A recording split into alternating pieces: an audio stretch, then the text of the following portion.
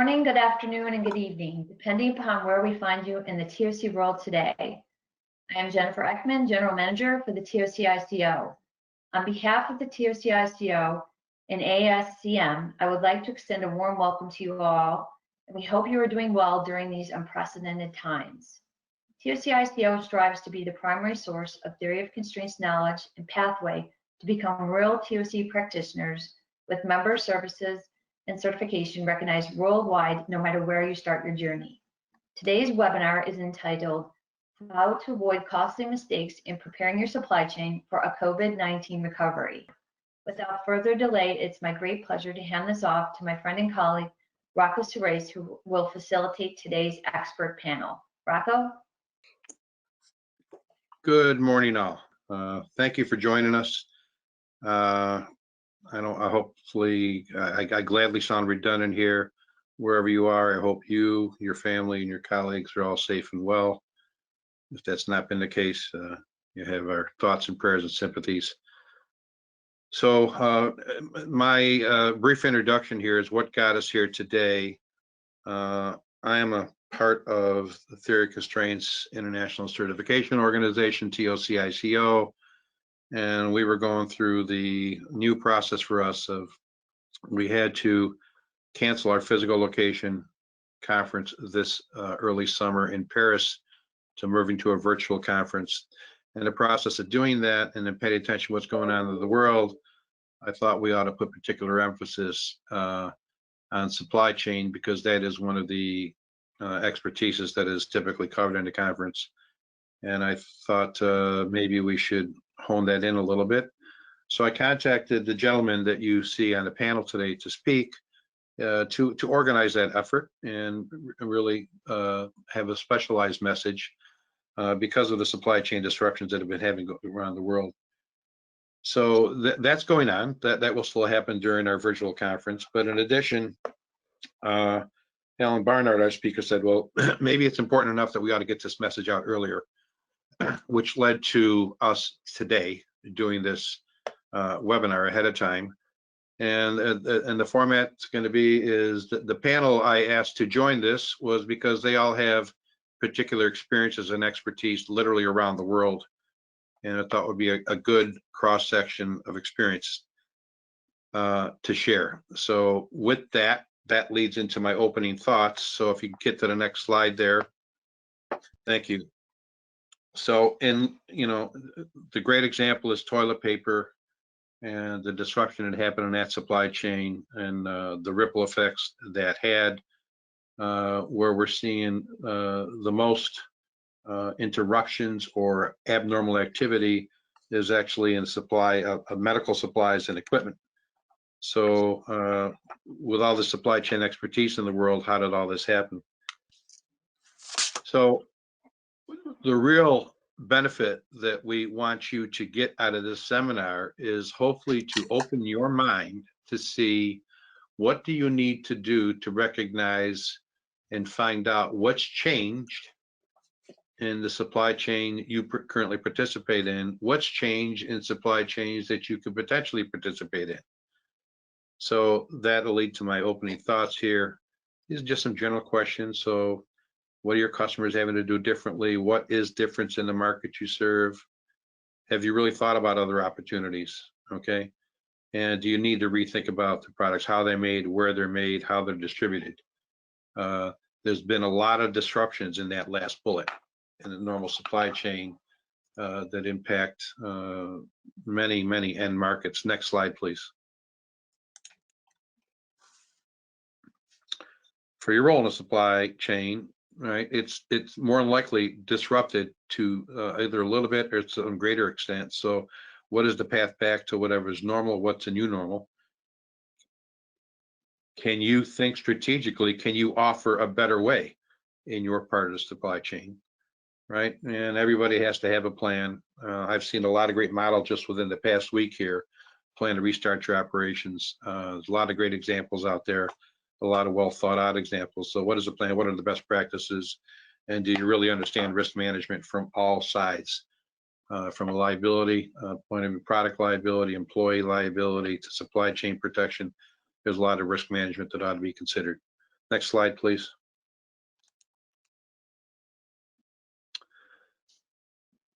I think this is real important. You're going to hear from the speakers future, but you know, is it truly the time to leverage the power of technology in supply chain, and not just to execute a transaction, but in planning, in operations, and what I think is most importantly, in the communication within the supply chain itself. And you'll hear more about that from our speakers as we go.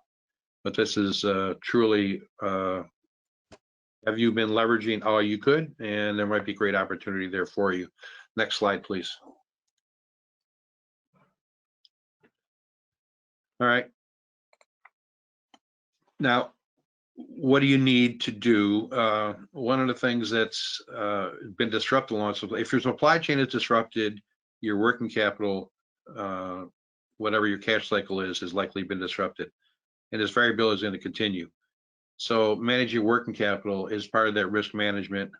Me being a CPA, I thought this would be a good thing. In the end, I can't tell you how many times I've seen this statement the past few weeks, but cash is king, right? So if cash is king, what do we have to defer to make or subordinate to make sure cash is king?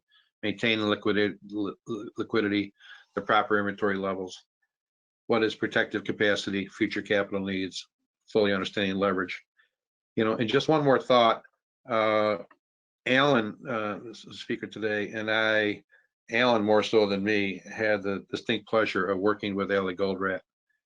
And for a period of time when I was working directly with him, with companies, in seeing what potential they had and are they leveraging their capabilities in the market. One of the concepts that Ellie taught us was, can a company actually just sell their capacity and sell it as protective capacity? And as many times as we presented that to companies, they understood the concept, but there was no real interest. Think about the value that you can offer a customer or a portion of the supply chain with protective capacity right now. You think the world might think about, is there value in buying protective capacity instead of having to buy warehouses to full with buffer inventory?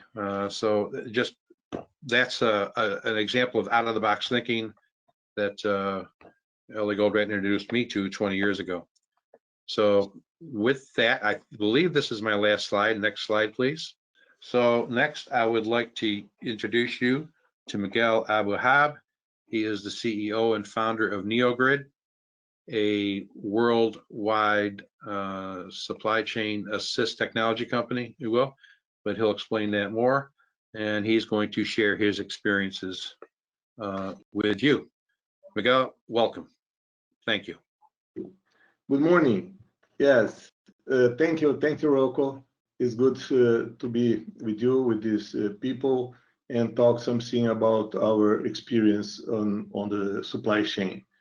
So what we have, most of the companies, they have implemented their own ERP. Manufacturers with their ERP, distributors, and retailers. The ERPs were created when the technology was client server, which means that the ERPs, they see only their own company. They don't see what is going with their products at the retail level. So I'm talking about the root causes for inefficiency, I would say before the virus, or before the crisis we are living. So manufacturer has a lack of visibility, and he wanted to exploit. His constraint was the bottleneck, and then in order to exploit the bottleneck, so he wanted to push their product to the retailers, and he or the ERP's companies started to develop a forecasting system because they didn't have information about the market, about consumer. So all the ERPs started their process developing demand planning, S&OP, and there are other names, but most of them are using historical data. On the other hand, retailers that they have the traffic, they have the people on the stores, they wanted offer better price, and they were working to get better opportunities on purchase. The prices was the king, even if they had to buy more quantities, but in a lower price. That's what they were going to do.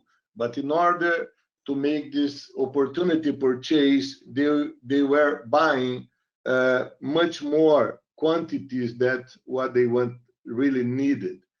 And then this was hurting the cash. So most of the buyers, most of the company, they measure the buyers by unit price. So if you got a better price, you are rewarded. And even if they hurt the cash. Now, after the virus, everything has changed. The historical data that we have, the forecasting, most of the algorithms that we were using, they will lead companies to disasters, because the past history doesn't have any relationship with the new world. So we have seen a dramatic change on consumer behavior. And we get in our company, we get information daily from 80% of the total sales in our country by SKU, by location, more than 10,000 stores. And I have created a sample with 188 stores, 10 retail chains in 7 states in Brazil. And if we compare the sales on February, on March, if we say categories,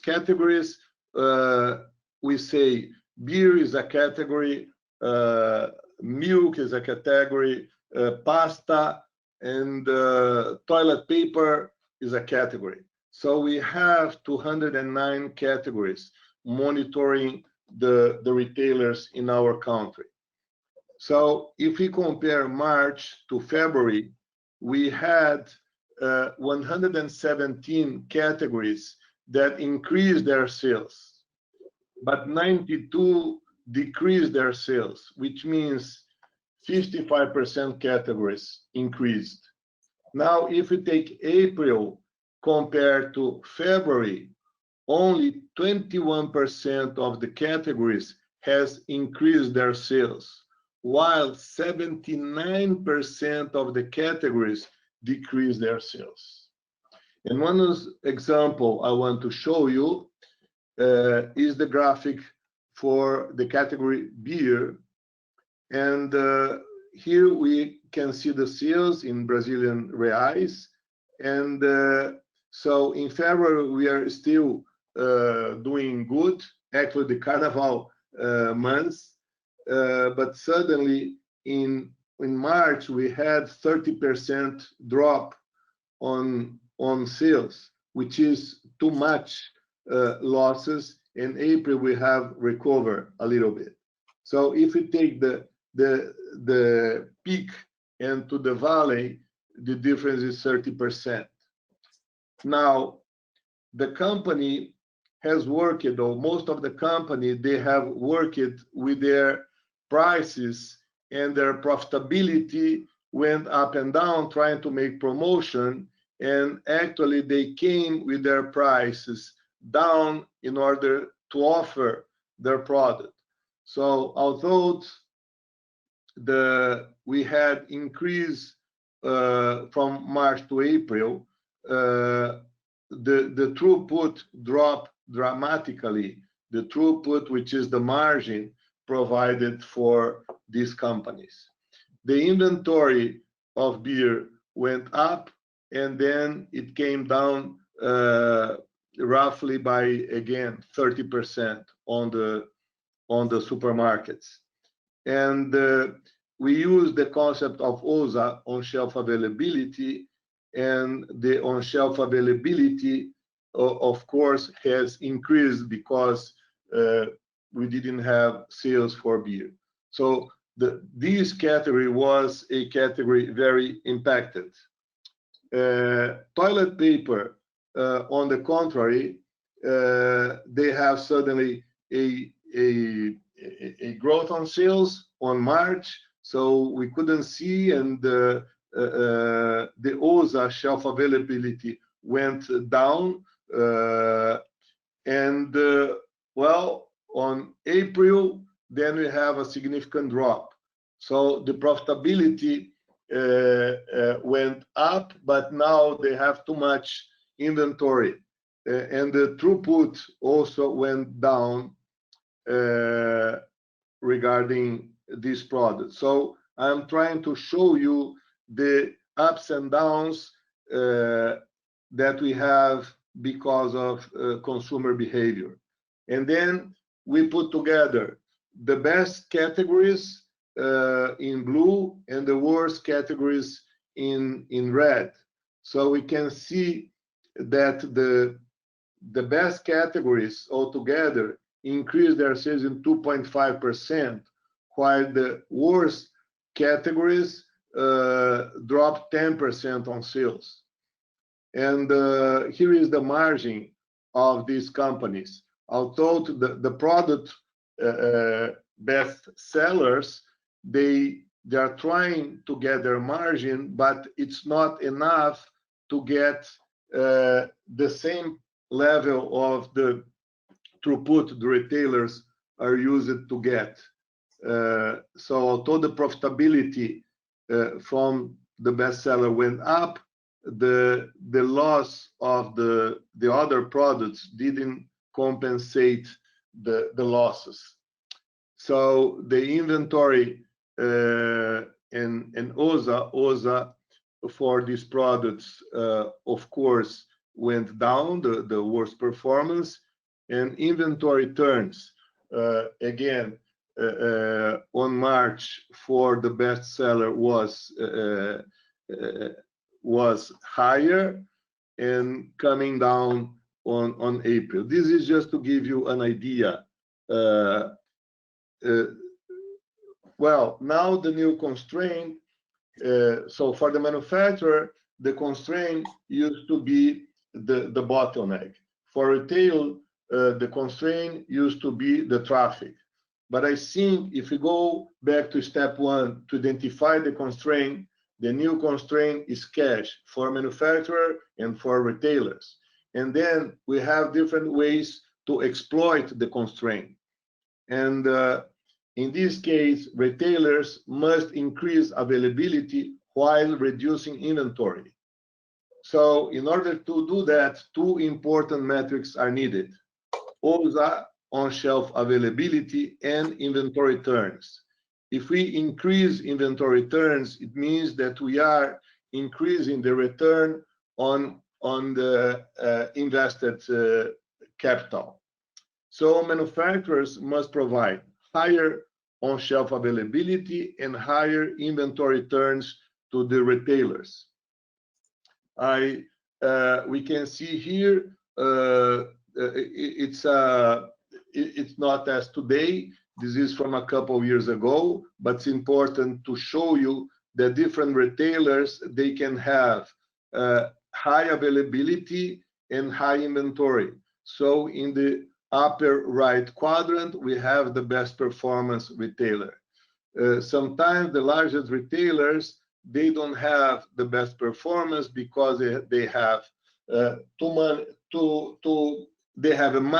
enough money to keep cash to negotiate price, but they don't have the best performance on inventory or availability. So this is one category for one.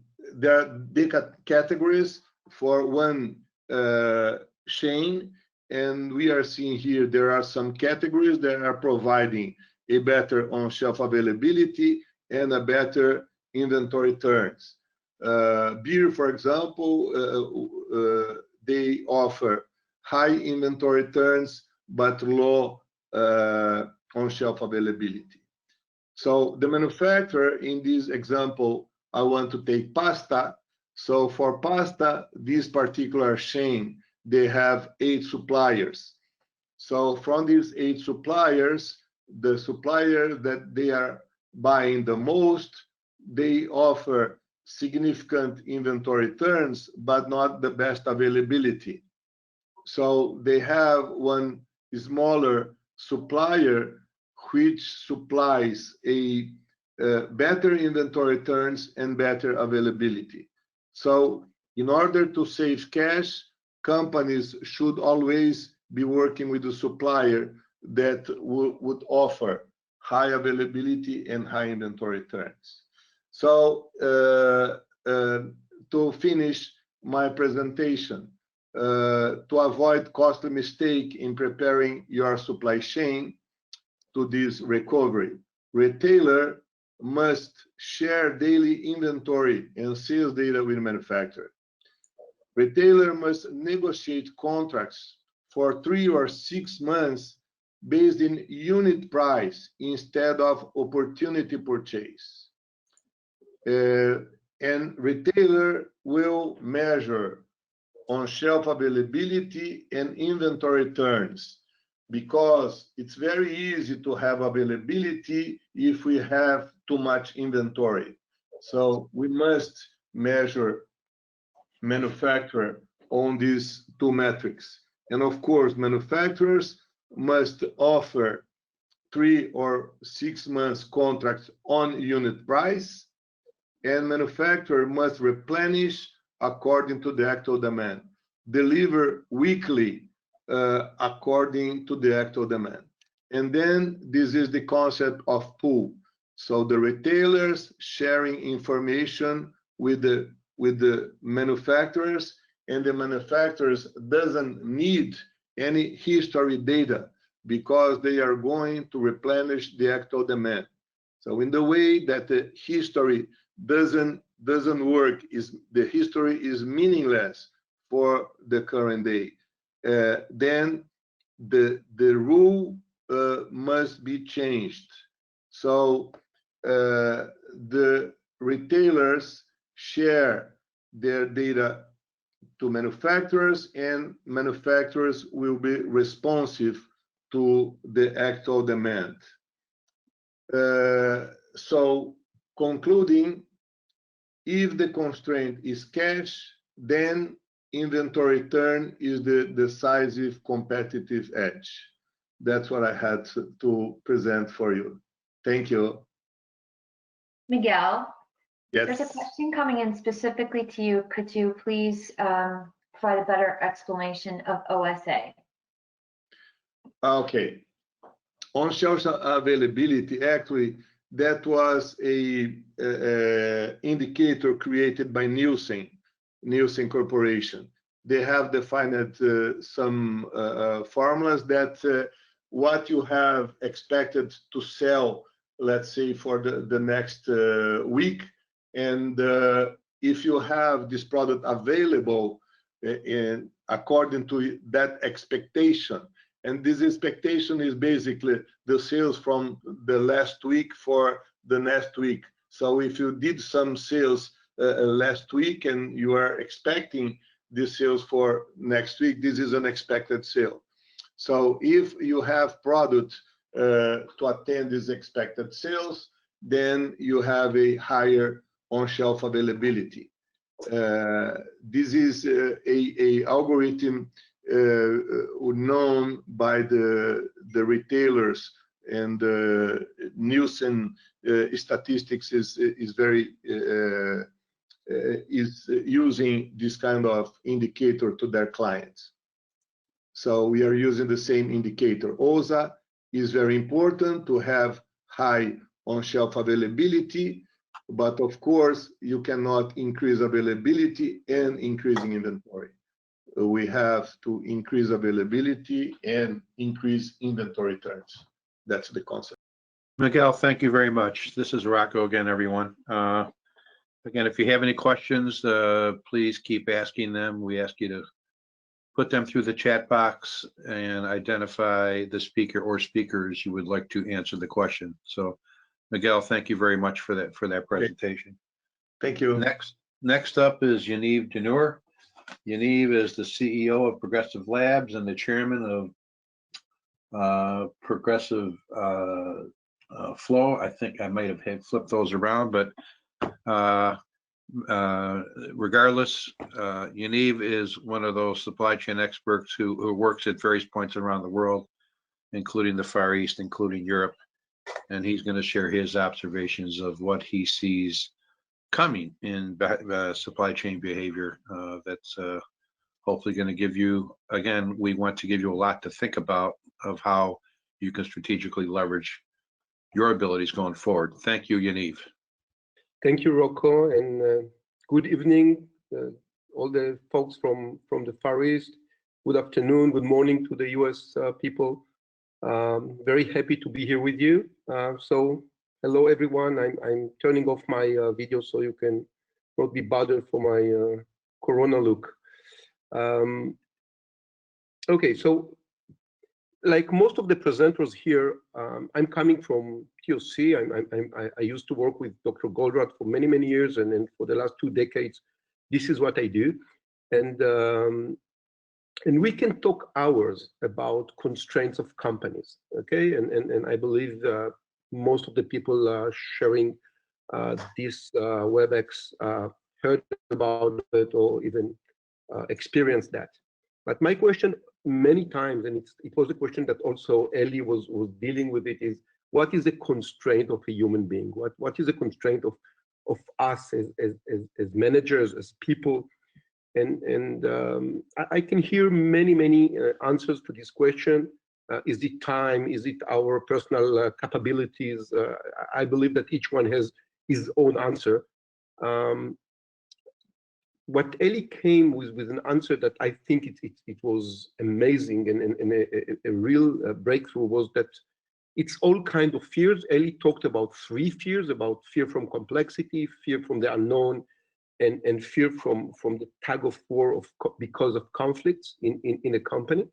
And he developed very strong tools to deal with each one of the fears. But of course, we know that there are other fears, fear from change, or fear from, I don't know. I believe that each one has his own fears.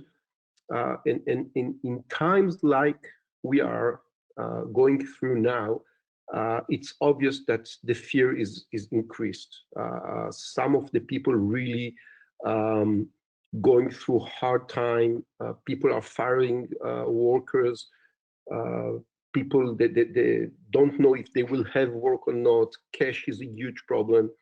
Supply chain is in a turmoil, and this increased level of fears may create a vicious circle that will create more and more mistakes, terrible mistakes.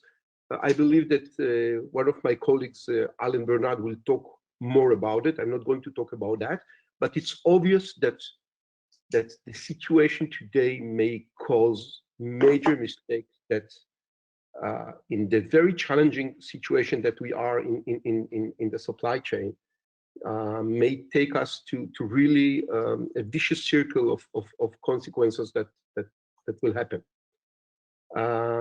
And there is also the negative atmosphere that affects all of us, affects consumers and affects manufacturers and affects distributors.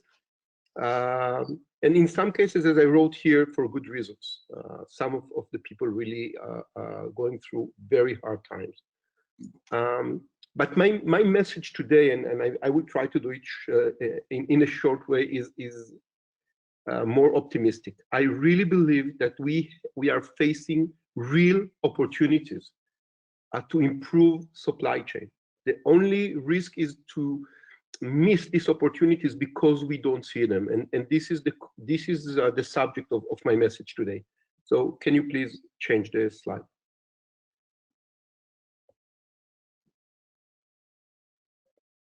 Okay, so I will talk about two main phenomena and one tool that I believe we can give.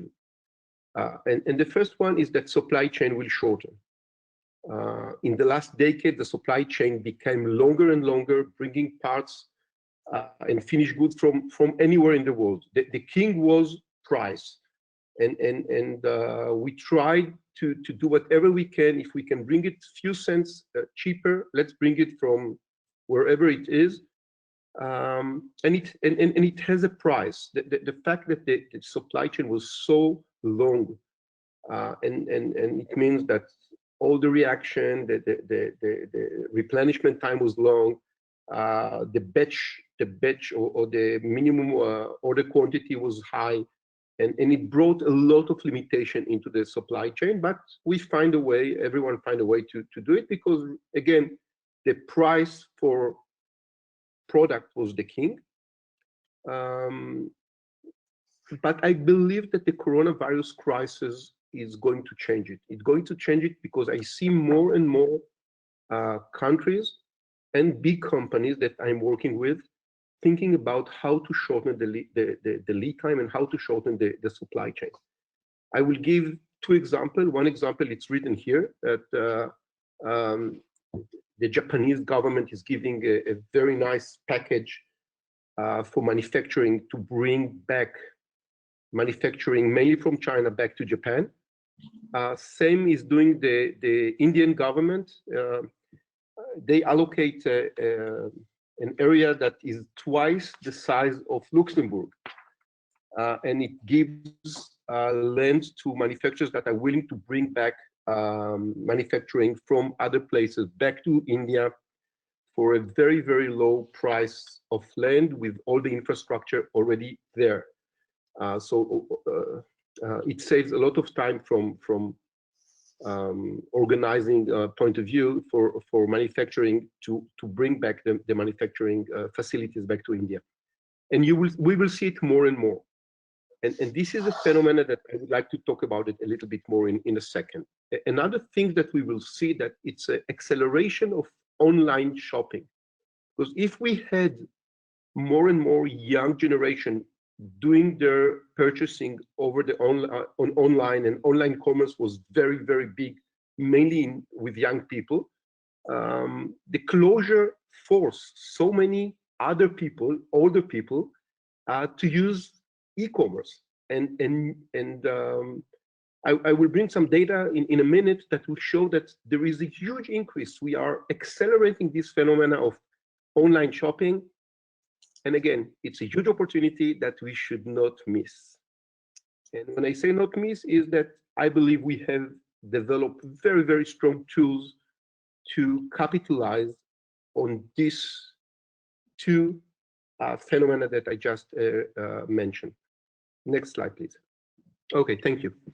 So let's talk a little bit about online commerce. The closure, as I said, brought many more families to e-commerce. The necessity to buy online accelerate the behavior change, which brought online commerce to all the people that hesitate to use it before. The common belief is that e-commerce eases the complexity of supply chain due to the fact that we are using less distribution point, and the tolerance time of the consumer is a bit bigger. So if we believe that if we don't have it on shop, and Miguel talked about it, okay, if we don't have it on the shelf, we will not buy the product, and we may even not buy all the package. In online, there is at least a perception that the tolerance time of the consumer is a bit bigger. Also, that is becoming shorter and shorter. And of course, we have the complexity of the last mile, which is very challenging. Now, for new online shops that will not give an excellent service, meaning good availability, coupled with relatively low inventories, they will not be competitive. They will lose their competitiveness, and they will be out of business. And this is where I'm trying to say that we have very, very strong tools to help online shops and online distributors to work with the minimum inventory needed and to have a very good availability of goods. And this is something which we can help a lot to in the online sector. Next slide, please. So about that, about the shortage of supply chain.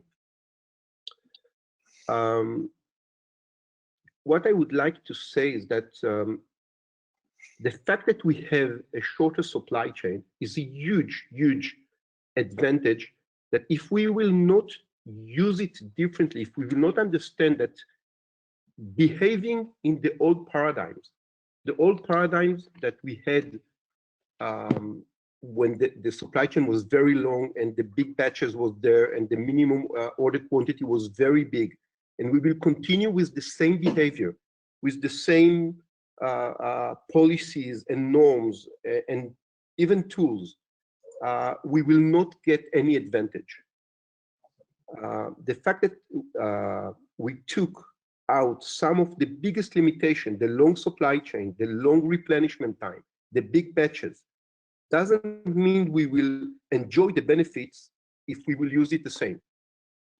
The company must find what is the new model of operation, and when this limitation was diminishing, and what new policies and new norms and new behaviors, and maybe most important, new tools should be used in order to really enjoy and really benefit from the change. And by the way, in order to understand what need to be changed, we must understand what rules help us to accommodate the limitation we used to have beforehand.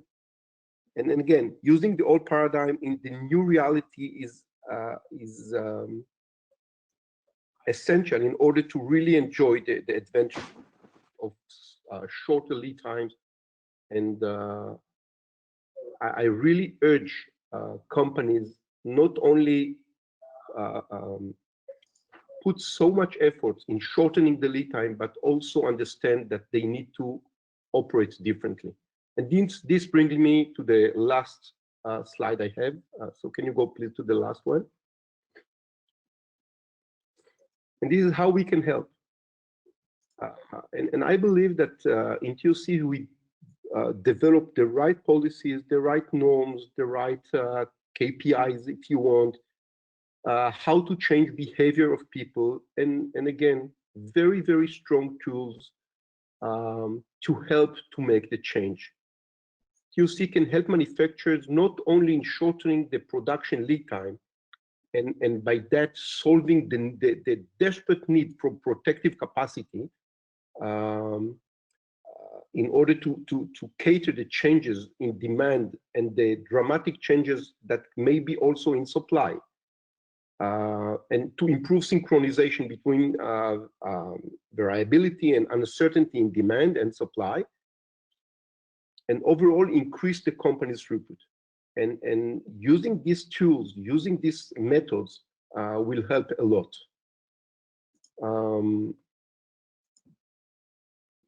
And again, the tools we have developed using deep learning, artificial intelligence, and strong visualization helps planner, managers, and supply chain specialists to improve inventory turns dramatically and to much better synchronize manufacturing to real demand. Thank you so much, my friends. If you have any questions, just let me know.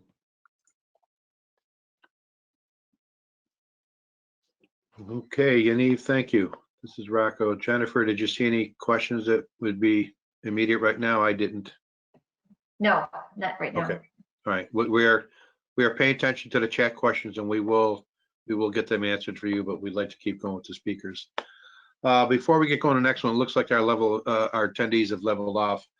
I want to make a statement that in doing the final preparations for this, I realized that all our speakers are men. We're not necessarily all near the same age, but it certainly was no intent to exclude any type of diversity in our panel, and I'll just apologize for that.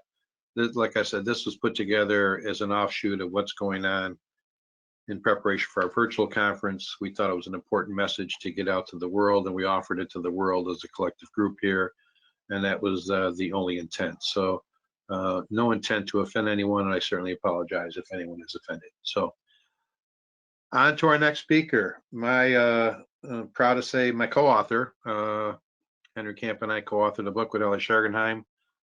It was released last year, doing very well. Thank all of you who have bought a copy of the book that lets it do very well. It's called Throughput Economics, and that book is actually, it's based on being able to make decisions that are based on profit, not driven by historical economy principles and the like. And it's a very eclectic book. It tackles that subject from many different angles. Anyway, I enjoyed that 2-year process with Henry and Ellie in writing that book. Henry is going to now throw some real world experiences here and his involvement in supply chains from being a supplier and a facilitator within the supply chain. And that's why we asked him to be here, not just because he's a friend of mine that we wrote a book together, but his supply chain experience. So Henry, I turn it over to you. Thank you. Great, thank you, Rocco. I'm just introducing myself briefly, and like Yaniv, I'll turn off the camera and save you from having to look at me. But I do want to say that my business experience is based on running businesses, and so we are actually in the trenches dealing with the COVID, applying for PPP loans, doing those types of things to to try to survive. So hopefully I can help you a little bit here. Let me turn off my camera. And there we go. And go ahead and go to the next slide if you don't mind. As both Miguel and Yaniv just mentioned, we have long supply chains. And we do it, of course, as they've said, to get low prices. But a consequence of that is that we have high inventories in the supply chain. They're at historically high levels. So let's just dig into that for a second, please. And I'm going to start talking, if you'll click ahead. So this is container departures as of the beginning of February, leaving Asia and the different parts. The top line is Asia. That's where most containers carrying finished goods, raw materials, etc., are leaving. And if we'll click into that one, go ahead and click again, please. You'll see me drill into Asia and specifically into China itself. So this is the first one was all the different parts of the world. This is just Asia. The top one in the Asia group is China. So you can see that there's a monkey wrench coming in the supply chains. It's not yet apparent at all. Right now we're dealing with coronavirus illness and people in hospitals and worrying about giving it to each other and so forth. But what's not apparent yet, but is coming down the pike, if you is these containerized shipments are going to stop showing up from different regions of the world. So what we have here is China. Of course, then Italy's going to go bad, then Spain's going to go bad. So if you have a plant in any of those places, then the goods are going to stop coming in from that plant. But they're not going to stop. They're not going to be diminished in inventory until the inventory that was already present at this point gets consumed. That's going to be this summer sometime. So if you think you're okay because you're not seeing any delays, then let's see what you would do. Go ahead and click again, please. So again, you'd worry about the present. And as you worry about the present, you've got these, you're going to then experience, maybe by blindside, these coronavirus raw material delays. RM stands for raw material in my diagram here. So, so we've got these delays, and plant gets somebody in it with sickness, and bang, the plant's closed. So if your domestic vendor's supply chain relies on something from that Italian plant, then you'll start to see these delays, as I mentioned, sometime in the summer. And there won't be just normal late shipments. This is raw materials that are persistently delayed. Go ahead and click again, please. They're persistently delayed, and at first you can just run something else, right? These persistent shortages go on. Click again, please. So, but eventually there's nothing else to run. all that it requires for a manufacturer is to be out of one raw material, and you can't run anything through that plant that needs that particular raw material. And eventually, as it says here, your business just grinds to a halt. And even if you have plenty of orders, you won't be able to sell anything. And then the money stops flowing in completely. And how long does anybody last in that scenario? So click again, please. So of course, what you do is you try to find some alternative raw material sources, and you do that urgently. And it takes time away from everything. Now, one more click, please.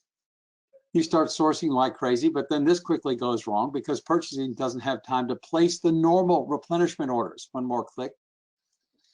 And the shortages of items that are available in the supply chain start to happen. So we have items that if we had ordered them on time, we would have gotten them, but we didn't order them on time, therefore we don't have them. One more click. The whole department falls into chaos. They're completely overloaded. People hate chaos. The poor previously taken for granted purchasing folks start running out of even more raw materials, and then your plant only needs to be missing one item, and you're out of production, and business stops completely again. So you're damned if you do, and you're damned if you don't. One more click. This forces you back to worrying about the present, and this is what I call an infinity loop. The reason that I call it that is because you just lap through it. This one is kind of an obvious one because the laps happen in short time frames. Some of them, like centralize my company's management or decentralize its management, might take a generation to make a lap around, and by the time the next people face the same situation, they've forgotten that it happened before. But this one's a quick one. We loop around this quickly, going back and forth, and it lends to the chaos. This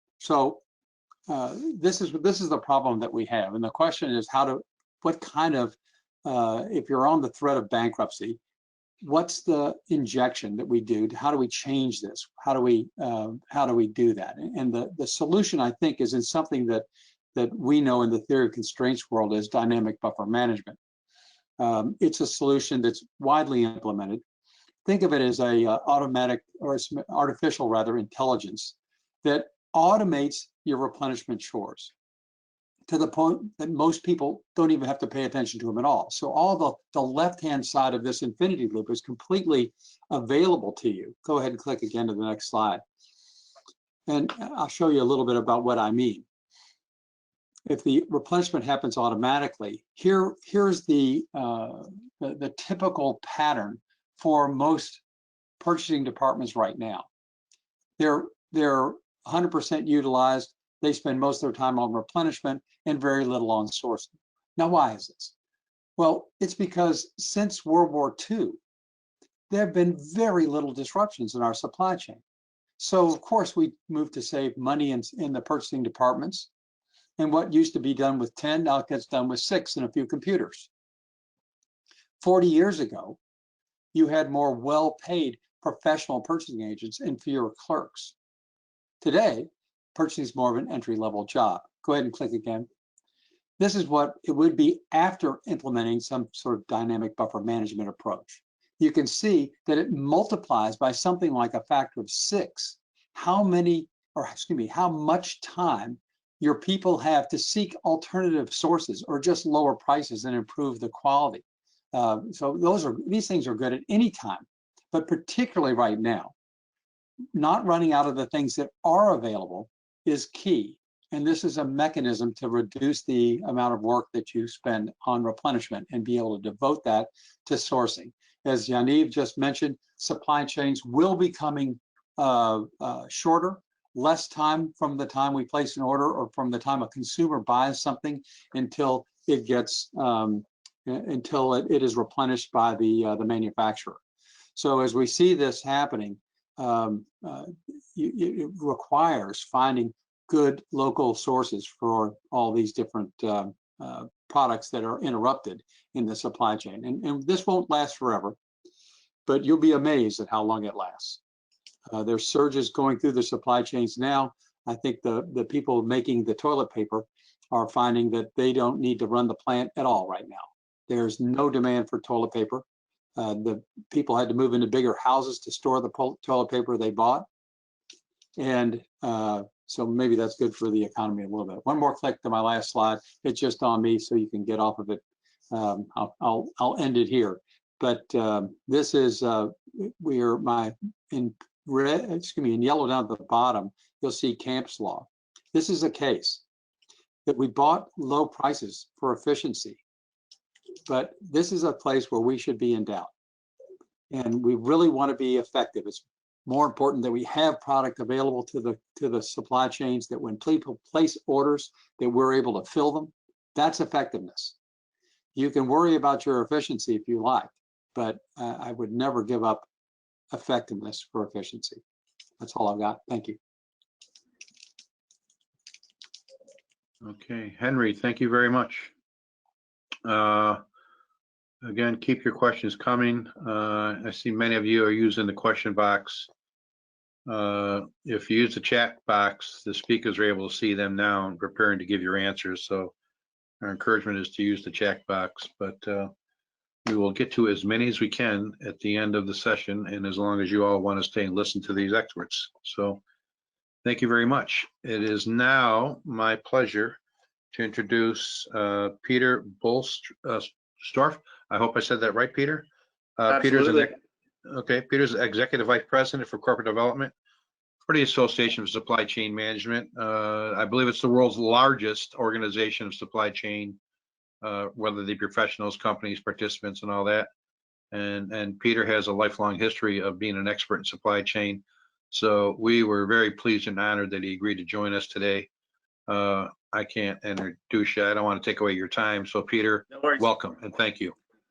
Thanks. Again, good morning, good afternoon, good evening to all of the listening audience.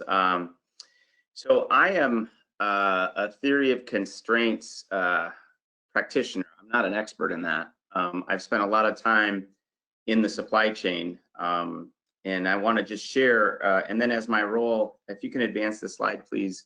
My role at the Association for Supply Chain Management really focuses on our corporate community. It's probably 300 or so Global 2000 firms, all of them, focused on how do I make my supply chain better.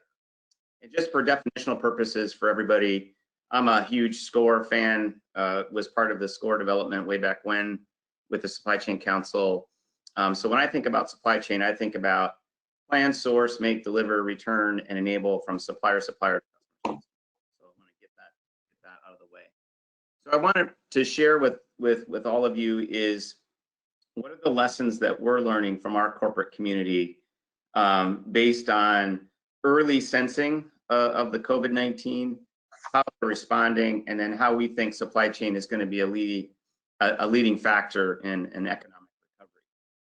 So I'm going to think about supply chain companies in two piles. The first pile is supply chain excellent companies, those companies who are leaders and have demonstrated that over time.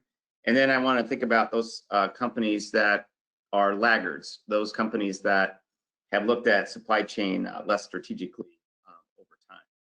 So I'm going to frame it on the supply chain leaders. So again, I have daily, weekly, monthly interaction with 1,000 or so leaders worldwide, again, across 300 companies. So I guess my data set would be anecdotal conversations from that. So here's what we know. The best supply chains, as we think about lessons from the COVID-19 experience, are going to really focus on 5 things. One is the idea is fully integrating risk management with synchronized planning. And I'll talk a little bit more about synchronized planning from a process orientation here in a minute. But let me tell you a story about that one. So we know that there were some retailers that were international, had an international footprint, that sensed the COVID in their demand signal in December in Asia. They were able to run AI and cognitive learning algorithms to run scenarios of how that demand was going to shape in January. They then incorporated that into their planning system in February and acted on it in March. And again, each month that cycles forward, they're able to look at things like how do I shift from a store to the omni-channel, e-commerce. And so the idea is that supply chain excellent companies exist today, and they're fully leveraging, digital tools and their processes to make a difference. The second thing that we know the best supply chains will do is to develop more effective public-private, collaboration. So there are examples out there, 3M and the N95 masks, in ramping up capacity at such an extraordinary rate. The idea that Medtronic and Foxconn in Wisconsin started manufacturing ventilators versus iPhones. The idea that public and private labs are going to work together on a collective plan for testing capacity in the U.S. And I think the pandemic has forced the idea around public-private collaboration, but I think there are going to be those supply chain excellent companies that actually start thinking about, if I'm a consumer electronics company, are there some critical care, global health supply chain items that I can actually have, on my product portfolio, in the case that another event happens. The third thing we know about supply chains, the best supply chains, is that they're really looking at rebalancing their global supply networks. So if I'm single source, or as my fellow colleague mentioned, that they've spent so much time focusing on the low-cost solution in Asia, they're going to be looking at how do I rebalance global supply networks, and the focus is not going to be on just low cost. It's a score metric category we call agility, and agility would be the number of days to be able to respond to an unplanned demand event. And how then do you start to rebalance your global supply networks with agility as a feature in your competitive advantage? So again, where in the world they get rebalanced is a big question. And then, of course, to be more agile, you're looking at more domestic sources of supply. The fourth thing we know about the best supply chains is that they're going to be updating their risk management playbooks for global health, again, pandemic or other health events. And they're also going to be thinking about climate change. So we have a significant conversation about resilient, sustainable, and circular supply chains going forward. As we take more responsibility or less responsibility around climate change, what kinds of risk events would happen in the future? And then how would we deal with that? Again, I just saw a spot on LinkedIn the other day about how China is creating sponge cities, where water is able to accrue, based on rains and rising seawaters, et cetera. So how do we start to think about updating risk management playbooks, not just for global health, but other, I'll call it, significant catastrophic events? And then the last one that I want to spend a little time in is companies are really doubling down on their digital investments. And it's not investing digitally everywhere. It's really finding time to focus those investments on the most important things that move the needle in performance. So if you advance the slide, please.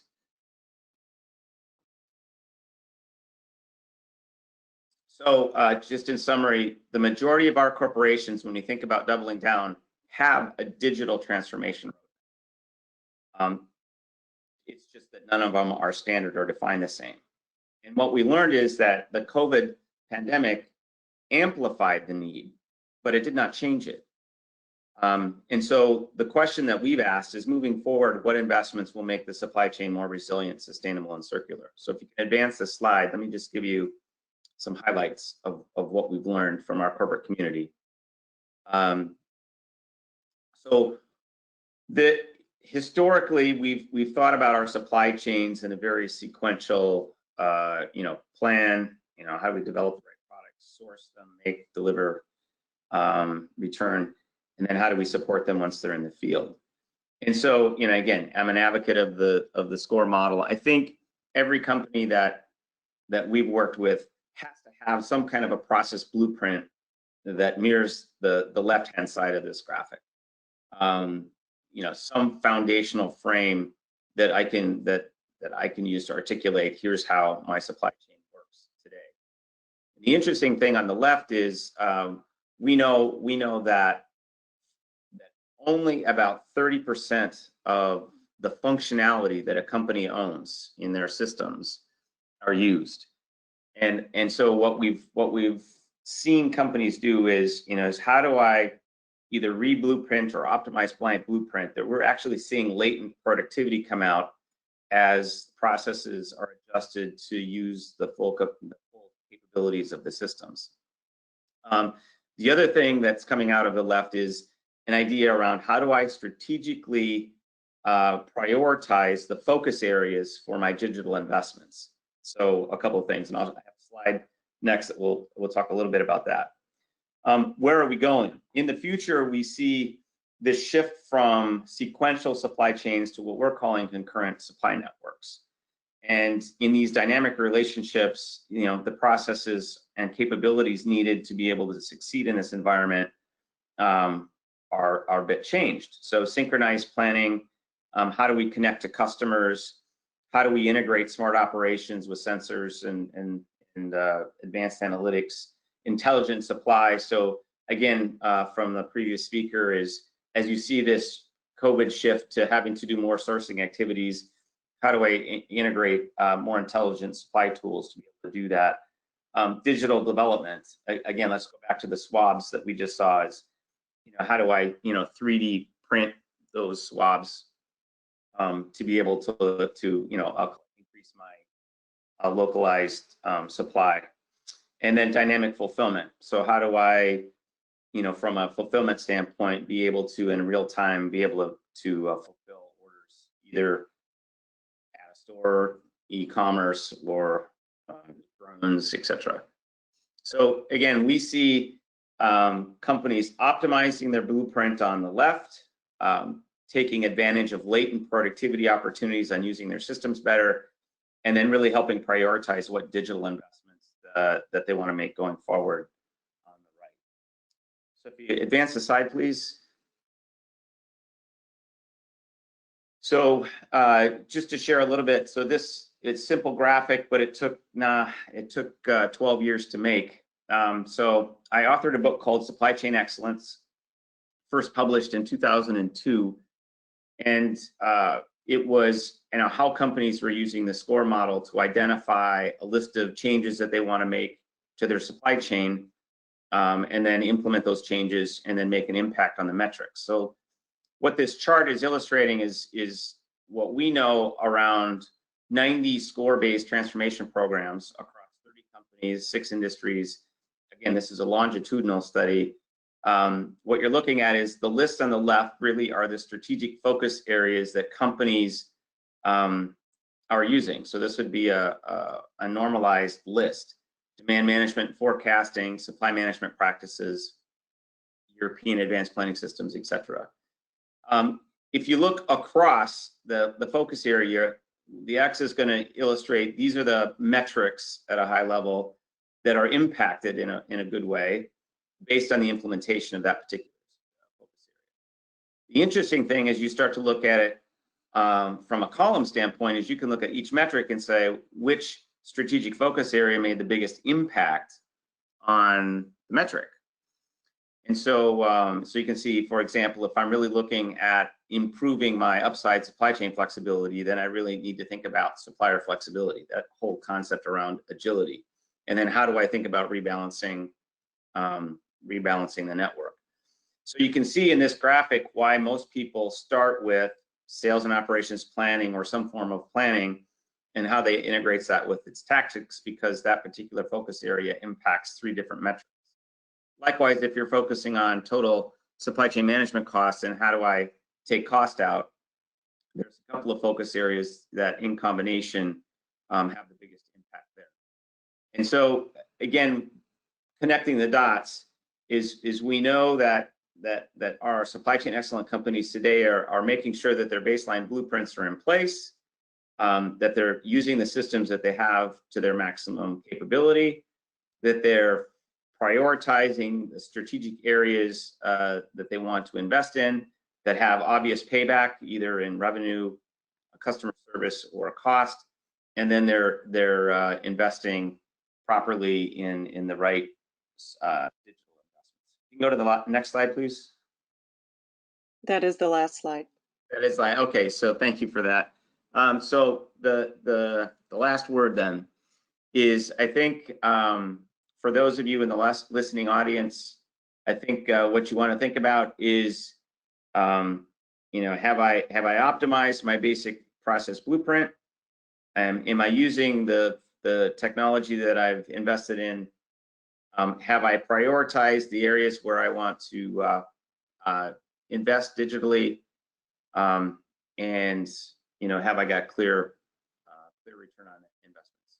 So thank you. Cheers. Stay healthy. Peter, thank you very much. There's a lot of information there to digest. I hope everyone sees the consistency of the messages being delivered here, and hopefully you're getting a lot of ideas on what you need to do to leverage your opportunities going forward. Next up, and keep the questions coming. We'll get to as many as we can, or as long as you're willing to hang out. Next, my privilege to introduce Dr. Alan Barnard. He is the originator, owner, developer, primarily within Goldrat. Why am I drawing a blank? Goldrat Research Labs. Jeez. I was there at the beginning of that. I should understand. So Alan has done significant work in developing various bodies of knowledge, primarily focused on the theory of constraints. Since we lost Dr. Goldrat, it's been Alan's been one of the leaders in continuing to advance the knowledge, and he's going to share that with you all today. So Alan, thanks for joining us. The session's yours. So just as an introduction, as Rocco said, my name is Alan Barnard. I'm CEO of Goldrat Research Labs, and we have the privilege of working with organizations around the world, both private and public sector, to identify what are the main avoidable and consequential mistakes they can make, and to come up with the simplest, lowest cost, lowest risk way of avoiding these. So it's a great privilege to share some of these insights that we've gained, not just during this crisis, but also in previous.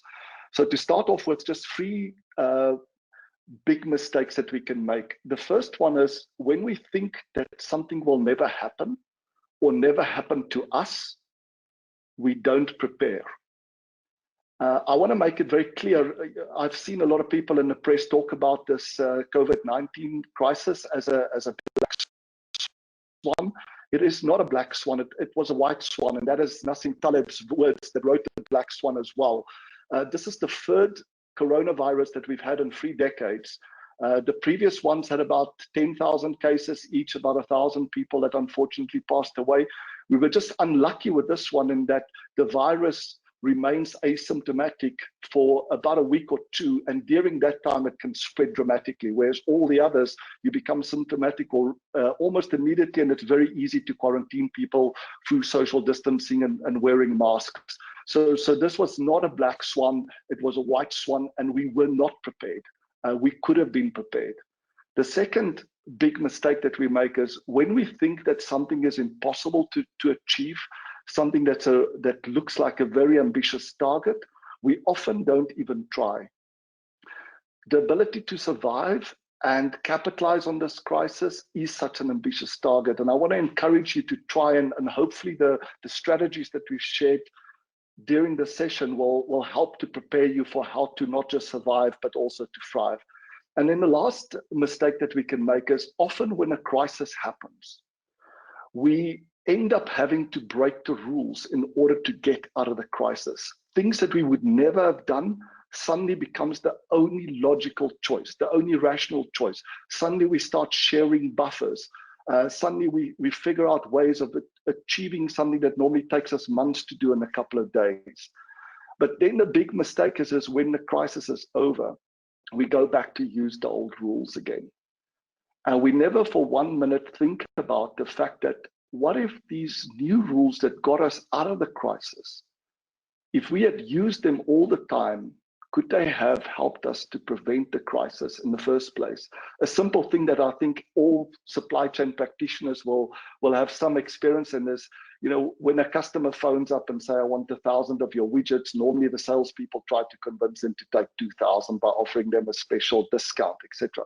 But when you have a shortage and suddenly that same customer phones in and says they want 1,000, you immediately ask them, how much do you really need right now?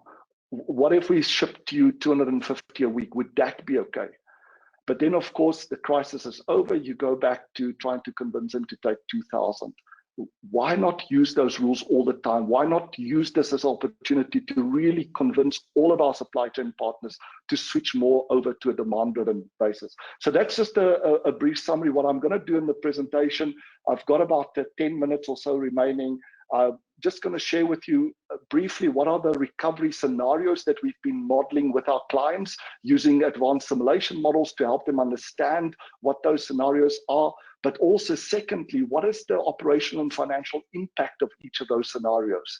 And what are the mistakes that we can make? And are there simple strategies to avoid those mistakes? So those are the 4 things that I will cover. So what are the possible scenarios?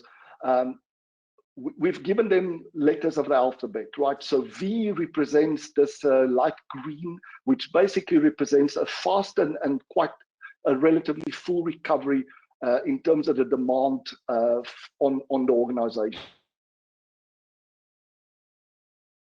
Recovery, but still a full recovery to what you were before. L is the scary one. That is essentially no recovery or substantially less demand than what we've previously held.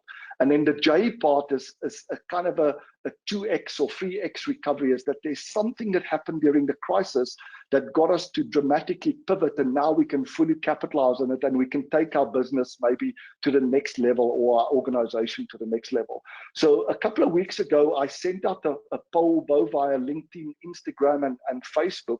And we asked, the first poll asked, whatever organization you work with, which of these do you think most likely represent what will happen to your organization?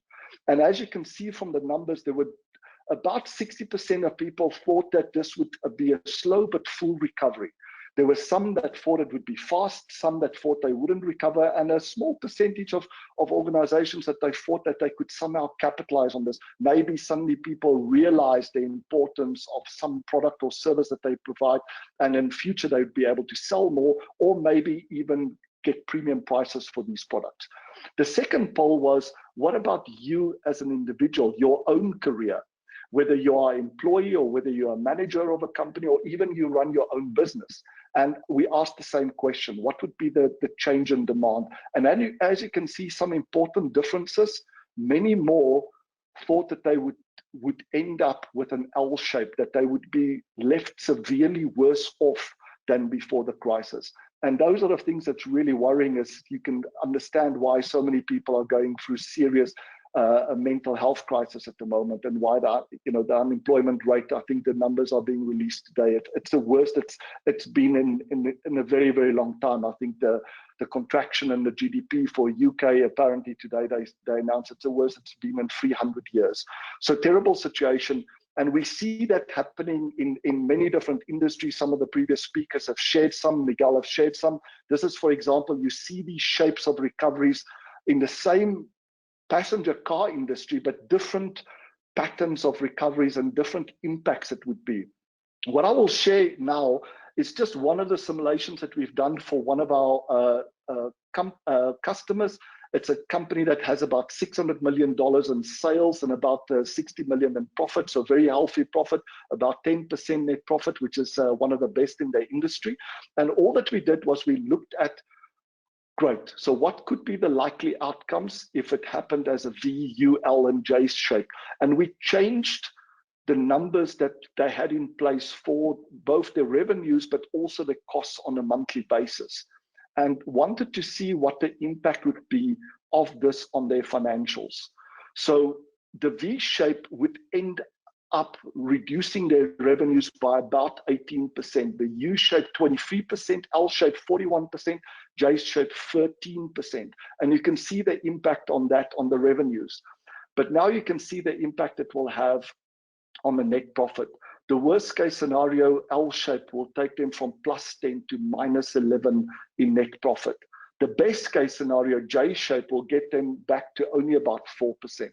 So we explored some options there for them. For example, if they made a substantial change in their product mix, and as well as to focus more on time-sensitive markets rather than price-sensitive markets, they could probably get their average selling price up by about 10%.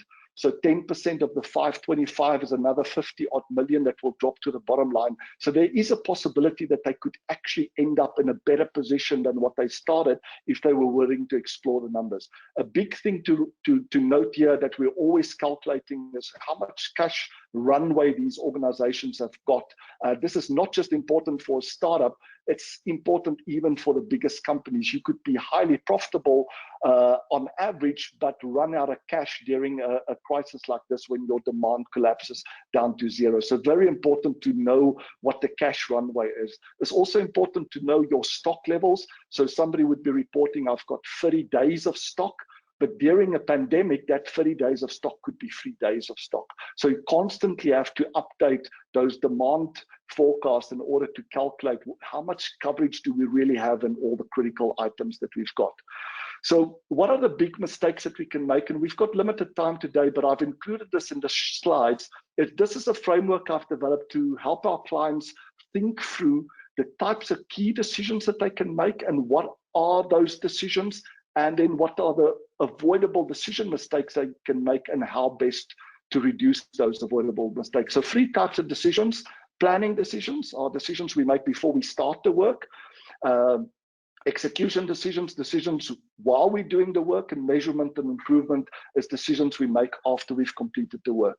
So the first big decision in planning is how do we allocate resources and buffers to reliably meet demand at the lowest cost? Then how do we make reliable commitments and prioritize the release of work? Should we change priorities? Should we expedite, use a fast track option? Those are all execution decisions.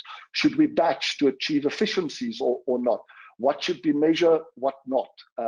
And finally, when and where we should make improvements or changes and investments. So I want to focus just on a few of these mistakes. So in the allocation of resources or buffers, the biggest mistake is when you have self-imposed demand, when you're offering clients a discount and that artificially causes a demand spike, or you create a feeling of scarcity and get people to overreact and buy way too much than what they need. So during a crisis, it's like that rule that I mentioned, is when they phone back to say, look, you're ordering 1,000. We noticed that you've never consumed more than 200. You really need more than 200. That can help to reduce some of those demand volatility that's often self-imposed. And then the other part is the misallocation of resources based on demand forecast or local buffering. You know, we have all the tools available today that we can dynamically allocate resources and make sure that we are aggregating the buffers. One of my friends, she's a top virologist in New York, and she mentioned to me that the shortages that they suffered from in PPE, personal protective equipment, dates back to a decade ago when the last coronavirus hit, and they just never maintained those buffer levels. They didn't aggregate them. They were localized, etc. So those are type of mistakes. In the making of commitments, you should always consider the backlog. If there's no backlog, you could potentially respond much faster. If there's a big backlog, you'd have to change the times that you're quoting your clients. So each of these, there's a specific mistake that people can make when it comes to this decision. And then there's a principle that we can use. And you'll notice the title at the top there is that principles are universal. Best practices or applications are specific. So demand driven, focusing on flow, that's universally applicable to everybody. Focus on the flow. Make sure that you are only supplying based on what's really being consumed. Make sure you don't waste your resources to push it downstream when you could have kept it in an aggregated way and only dynamically allocated based on what the real need is. So each of these things, and again, as I mentioned, we've got limited time, but you can have a look at each of these. What is the mistake that you can make? And often the mistake is that we consider the local impact and not the total impact. As Henry, for example, mentioned, is that we look at purchasing far away because it will save us $1 per unit, and we buy 1 million of these, so we assume we'll save $1 million. But we should have considered what the total cost impact is of buying somewhere where they are 3-4 months away. I have to pay upfront compared to maybe buying locally. So that's where the simulation modeling part comes in very importantly, because we can measure the total impact of local decisions and see, is it a good idea or not? And really abolishing all these local efficiencies that are often just distracting us because it's generating a lot of noise, and really focusing those continuous improvement efforts on where it really matters. And a very important part that I'll share later is dynamically resizing buffers. It's a really important one, not just stock buffers based on what's really happening on the demand, but also time buffers, capacity buffers, and cash buffers. We should constantly be looking at, do we have sufficient protection against the possible risks that we are incurring? One of these mistakes, I think some of our speakers might have referred to that as, this is your company situation. You've got pretty good lead times, your reliability is exceptional, throughput is great, but then this vicious cycle is triggered and you think that we should be okay. But what happens is you quickly get into chaos when the demand exceeds the supply. And when it gets to this above 80% levels, we all know it, that the lead times will grow exponentially, your reliability will drop, and your throughput will even start dropping. So it's really critical to stay away from these vicious cycles of people panic buying, over ordering. That causes overproduction on the suppliers. That triggers longer lead times. Those longer lead times will update my min-max stock levels, which will trigger larger replenishment orders and cause me to overorder even more on a system that's already constrained. So really the recovery part, we have to be very careful. We have to work closely with our suppliers and our customers to build up stock levels to prevent everybody's replenishment orders to be triggered and then these massive orders. Because what often happens is that the demand then spikes up, the suppliers panic, they bring in a lot of capacity, and just when they've got that new capacity deployed, suddenly the orders dry up and it returns to where they would normally. Or the opposite action is that the retailers or distributors panic, they stop ordering completely, the suppliers, manufacturers panic, they start cutting out capacity, laying off people, stopping production lines, and just when all of that is done, the consumption comes back to normal again and people start placing normal orders again, and suddenly they don't have the capacity to supply, and that's where a massive amount of market share could be lost. And that's what they always say is most market shares are gained and lost during crises like what we are facing at the moment. So I want to end off with just a really useful framework. I mentioned Black Swan. Nassim Taleb wrote this amazing book called Anti-Fragile, and he said it's important to look at systems, whether it's an organization, a person, or country, not as whether they're effective or efficient or compliant, but rather to look at how they would cope with stresses onto them, both positive and negative stresses. And he came up with a very useful classification of, is a system fragile, robust, or anti-fragile? A fragile system is harmed more by losses than what it benefits from equivalent gains. So a single person business, for example, if suddenly the demand goes up too much, maybe 50%, they've got limited gain because they've got a capacity constraint. But if they lose 50% of their business, they could potentially go bankrupt. So they hurt much more by a downturn or failure than what they benefit from an equivalent gain or upturn. A robust system doesn't really care. It's equally harmed by a downturn or an upturn, and over time it just balances out. But an anti-fragile one is one that have figured out the rules to protect itself against the downturn, but fully capitalize on the upturn. And I think that's an important concept to take forward, is to say, how can we learn from this crisis? We have to be prepared. We need to put in policies where we can work very closely with our supply chain partners to identify and simulate what are the scenarios that can happen to us. The fact that we can't predict when it will happen doesn't mean it won't happen. What are those scenarios? What would be the financial impact, and how can we work together to protect ourselves against them if they're the worst case, but also how best as a supply chain to capitalize on it if we are lucky that crisis caused a dramatic increase in demand. The second part is sharing our end product sales. I think a number of the speakers have mentioned this as we have no longer any excuse not to do that.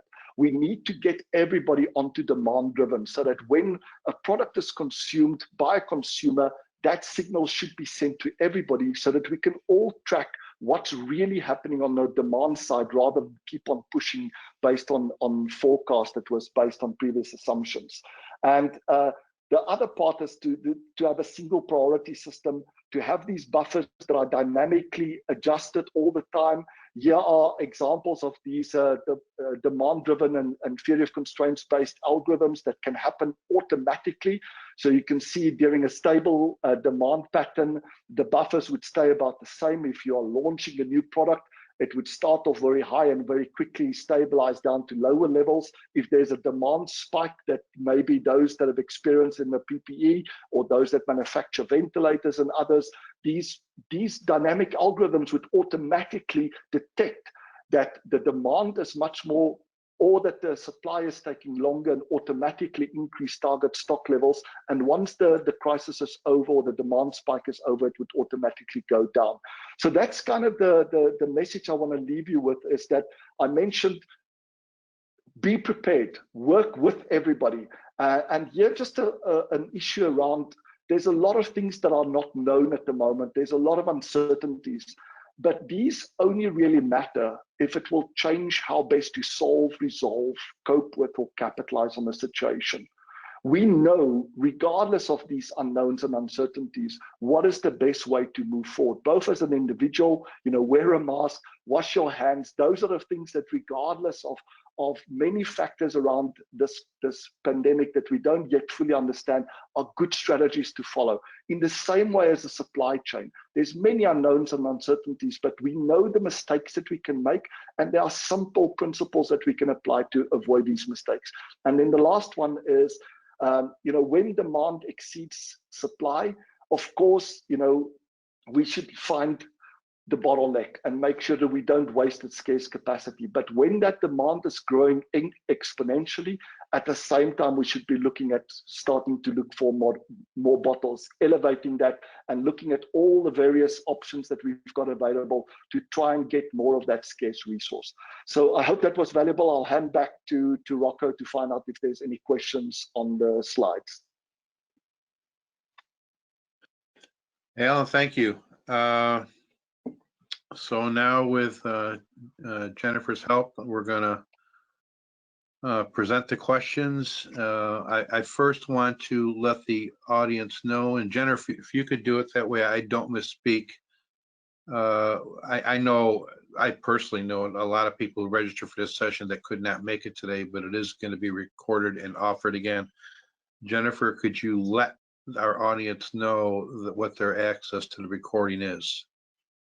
Yes, Rocco, absolutely. So as Rocco mentioned, today's recording has been done probably within the next couple of days. If you are a member of the TOCICO, then of course, as a member, you will always have access to any of the past conference videos or past webinars through your member access. If you're joining us today, however, as a guest and you don't have a membership, of course, I'll be happy to provide you with information. However, what we're going to do between now and the time of our virtual conference in June, we'll make this recording available through GoToWebinar, and that will just be for a very limited time, so you'll be able to access it and re-listen to it if you'd like. Within the next couple of days, you will receive an email from us, so please look for that. It'll have the information on how you can access that recording. So good. Okay, any other maintenance item right now before we get to the questions, Jen? Well, I just want to mention, Rocco, because some of the speakers in today's presentation, just as well as this topic in general, we're going to be having some of those speakers back and the topic back at the virtual conference. And so what we're going to do is send out a message to all of you attending to provide a VIP code and kind of give you little bit of extra incentive if you're interested in that conference to join us. Aside from that, I can open up the questions, and all the speakers at this time, if you could all please maybe open up your mics as well. You're more than welcome. We've been sharing your questions as the presentation's been going along when you've directed it to a specific speaker. So I'm going to go ahead, if that's all right. If anyone would, any of the speakers would like to make comments, you've seen some of those questions come in. I'll just give it a second for you to do that before I bring up the first question. Okay, my only concern is we have quite a few questions. Most questions could be a seminar in itself. So if we can give the answers pretty direct and brief, and the questioner can also always follow up with us if you need a more detailed answer, and we'll direct you to the speaker. So Jen, where's the best place to start with this? The question box or the chat box? What would you like to do? Well, most of the questions have come through the question box, so I'm going to start with one that has come in from John Ricketts, and it's to Yaniv. Yaniv, John is asking, when you predict more online commerce, are you expecting higher volumes to existing information systems, or do you anticipate innovations in online commerce? And if so, what would those innovations be? And I will open up John's mic, Yaniv, just so that if dialogue is going to take place, that we can add that in. So. Okay, John, I'm going to be very, very brief here. I believe that most of the innovation in the e-commerce is in the last mile segment. And you can see drones bringing you the goods and all this kind of very nice innovation. I think there's not enough innovation in the backbone of the supply chain. And this is the big issue for me. And I think this is where we can really give huge advantage to all these new and also present online shops. I hope that I answered you. Okay, anyone else? All right, next question, Jen. Okay, we're going to have a question to Peter, and this is from Kathy Austin. She's asking if you could clarify what you mean by balancing and rebalancing supply chains, please. Yeah, so the idea was balancing and rebalancing the supply network. And so if you think about looking at your supply base, and I think it was mentioned a couple of times, if you've set low costs, and high volume for a single source or a dual source supplier in Asia, I think as agility becomes more of an important competitive advantage, people are looking at saying, well, I have to balance my supply portfolio to have some low cost, some highly responsive, and so that may include a shift of geographic locations on where your sources of supply. I think right now today, if you got burned because you only have one source of supply and it happens to be in a risk area, everybody right now is looking at how do I shift that balance. That was the intent. And Peter, if I can second you on that, because I saw a question to me about price per unit and how to measure it and how to do it and so on. I totally support what you just said. Agility is the most important thing. And I many times ask my customers, this specific product costs, I don't know, €1. Is it expensive or very cheap? And the answer is, if you sold it yesterday, if you sell it tomorrow, it's probably very cheap. But if you will sell it in 2 years from now, it's probably extremely expensive. So by buying cheap, it doesn't mean that it's really cheap. And agility is the most important thing at the moment. Right, and I just want to play off a couple of Alan's charts at the end of his presentation. And again, as you start to look at different, demand responses and buffers, having an agile, rebalanced supply network will allow you to be more dynamic in how those things get filled. That allows you to respond to, again, a more consumer-oriented, demand shift or demand profile. So, yep.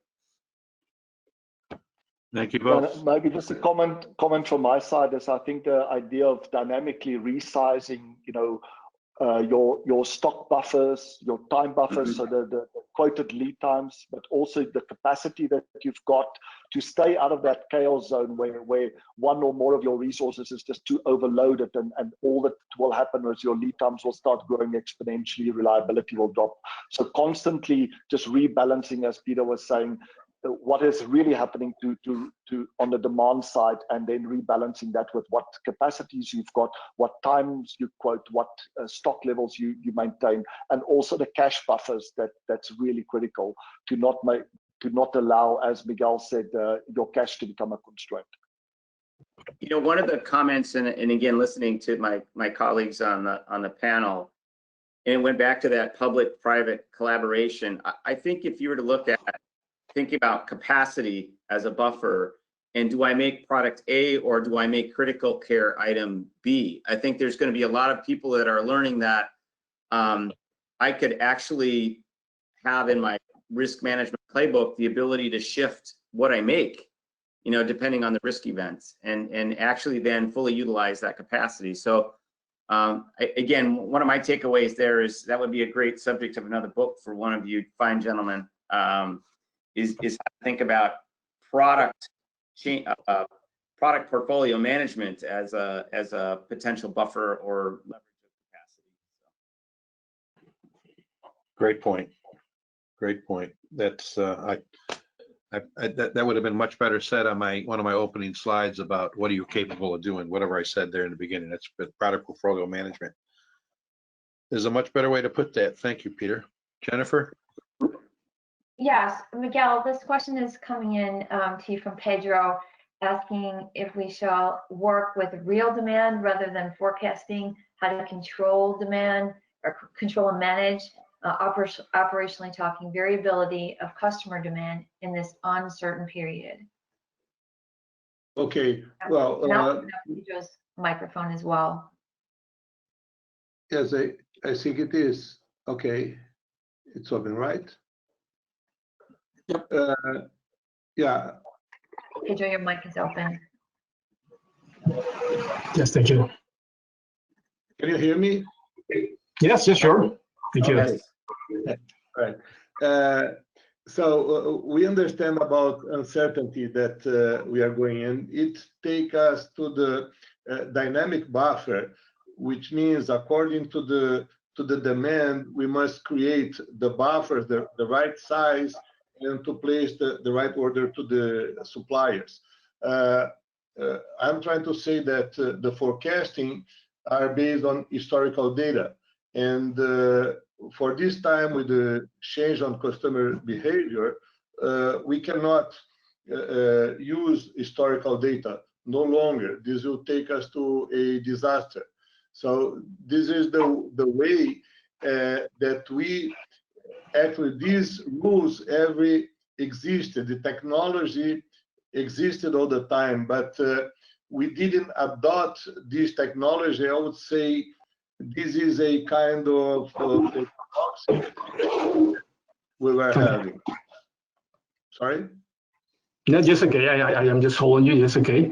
So that means that we have to have the whip effect, you know, about forecasting. So the goal is to reduce the whip effect. Absolutely. Okay. Absolutely. Let me provide some translation for anybody who's not a TOC expert out there. There are two concepts here that we're talking about. One of them is in the case of supply chains, we're talking about physical inventories. That is basically a buffer. So we haven't really defined our terms, but a buffer is an amount of a quantity of inventory or a number of hours of work that's available, or a certain amount of cash that you have to spend. However you want to think about it. Let's talk about supply chains and inventory buffers in units of stock. That is basically an aggregation of both the forecast demand, what might be needed, and the supply chain's actual behavior. How upstream, how fast am I getting more stuff? And if I get stuff more slowly, then my inventory shrinks up because of the supply chain being more slow to respond. And if the demand picks up, then it might shrink even more. The object of the game is not have my hands clap, right? That's the object of a buffer, is to shock absorb, if you will, fluctuations in supply chain. The bullwhip effect that he just mentioned it's a great point, but it's little inputs over here on the supply chain at the demand end come sort of propagate in waveforms that get bigger over here on the production end. So you could have a small diminished demand at consumption level that might turn into the plant shutting down on the production level, and then the demand recovers, which typically is what occurs, and then the plant's not prepared. Alan talked about this quite a bit, but those are concepts that we're all familiar with, and some of the people on the webinar may not know. So there's a little definition for you. Hopefully that helps. Thank you, Henry. Thank you. Yeah, thank you, Henry. That question did come through. There are some people that are new to TOC and looking for that kind of insight. Very helpful. Thank you. I'm going to show the next question. This is to anyone on the panel from Andrew K. Hi, Andrew. He's asking, can you differentiate between protective capacity and excessive capacity that is usually regarded as waste, and waste is to cost to be eliminated? I'll take that one. I think that curve that I showed, which is for a single resource or for a combination of resources, it doesn't really matter. What defines the difference between protective capacity and excess capacity is whether you are outside of that chaos zone. So that's a very simple way, is that you're monitoring your lead times. You're monitoring your reliability of making commitments, your level of availability, as Miguel said, your on-shelf availability, your due date performance. As soon as those numbers starts going down, that's an early warning that you simply don't have enough protective capacity to absorb the variability in demand. So there's no precise formula to calculate it, and that's why the simulation models are so powerful, because you can simulate the various environments to find out, do I have enough protective capacity? In some cases, 20% protective capacity is more than enough. In other cases, 50% protective capacity is not enough, simply because the demand is very sporadic. You might get sporadic demand at the end of the quarter, and then you need to be able to react very, very quickly. So the best way to answer that question that Andrew is answering is essentially to simulate those environments and to see if you are staying in that edge of chaos zone, which I call, which is your reliability is great, your lead times are quite short, then you probably have enough. As soon as you go back to the stable environment, that means that you now have more than enough capacity. There's nothing in your inbox. But as soon as you're in chaos, you know that you just have pushed it too hard. You don't have enough protective capacity. Thank you all. That's a very big thing, and I'll just throw in the caveat that your protective capacity may be someone else's needed capacity, and there's value there that you may have an opportunity to exploit in the market. Just to plant that thought. Next question, Jen. Rocco, maybe just a quick point on that, something that everybody can relate to, is to say, if you think about a project environment and you say, how long will a one-day task take you, right? Well, if you have nothing to do, it will take you 1 day. But if you're 50% utilized already, it'll take you 2 days to get to it. If you're 90% utilized, it will take you 10 days to get to it. If you're already 99% utilized, which many of us are, it'll take you 100 days to complete a one-day task. So the time it takes you to get things done, that's that lead time component. That's the best early warning system that tells you the system is now waiting for you, right? You don't want that. You don't want the system to be waiting for you. You don't want to become the bottleneck. No resource should become a bottleneck. Everything should be subordinated to effectively and efficiently meet the demand that's placed on that system. So monitoring the time it takes you to do something is a very fast way of checking whether you have too little or too much capacity. Yep. Thanks for that clarification, Alan. Thank you. All right, Jen. Yeah. I'm just wondering if Andrew wanted to have any dialogue into that conversation. I have opened up his mic. I'll just wait for a second if Andrew has a comment. Otherwise, we'll move on to the next question. No real comment, except maybe one, and that is when you are in a stable environment, the current paradigm is really cost control. And when I'm talking about here, because early in the introduction, we're talking about protective capacity. What are we protecting? And in TOC, we're talking about the constraint in the flow within the system. But being efficiency driven, when we see excess capacity, we tend to want to reduce that and end up with a balanced type plant. And that's, I was thinking of maybe people new to TOC, whether we can just reflect on what does that mean, not necessarily with having the excess capacity or protective capacity where there is a shock, where there's a state of chaos arriving, but internally in a normal environment when we're just traveling in under normal situations. Andrew, I would just expand your definition a little bit. The protection is not just there for protecting the constraint. The protection is there to protect your part of the system to reliably, efficiently, effectively meet the demand that's placed on it. And that's the check to do, is to say, am I able to, within a reasonable time and cost, can we meet the demand that's placed on my part of the system or my part of the supply chain? And like I said, again, as a quick way to do it is to think, if you have too much of a certain resource, take one away in a simulated environment and see what will happen. We've seen that happen often, you know, when the average utilization is below 50% of a specific resource. And I think it's a great idea to take one away, and it just pushes them over that 80% utilization threshold. And suddenly, you know, the lead time starts growing exponentially and reliability drops and throughput drops. So my recommendation is there is no precise formula. Simulation is the way to go. But I'll say one thing, the more balanced the plant is, the more protective capacity it requires. Absolutely. Great, thank you. Okay. Thanks, Andrew. Yeah.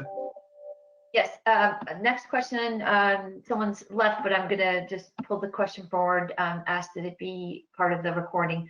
What will your thoughts, any of the panelists, what are your thoughts as far as post-COVID on the fashion world? What will that be like? Mm-hmm. We'll be wearing masks, maybe. You know, that might be a good business to get into.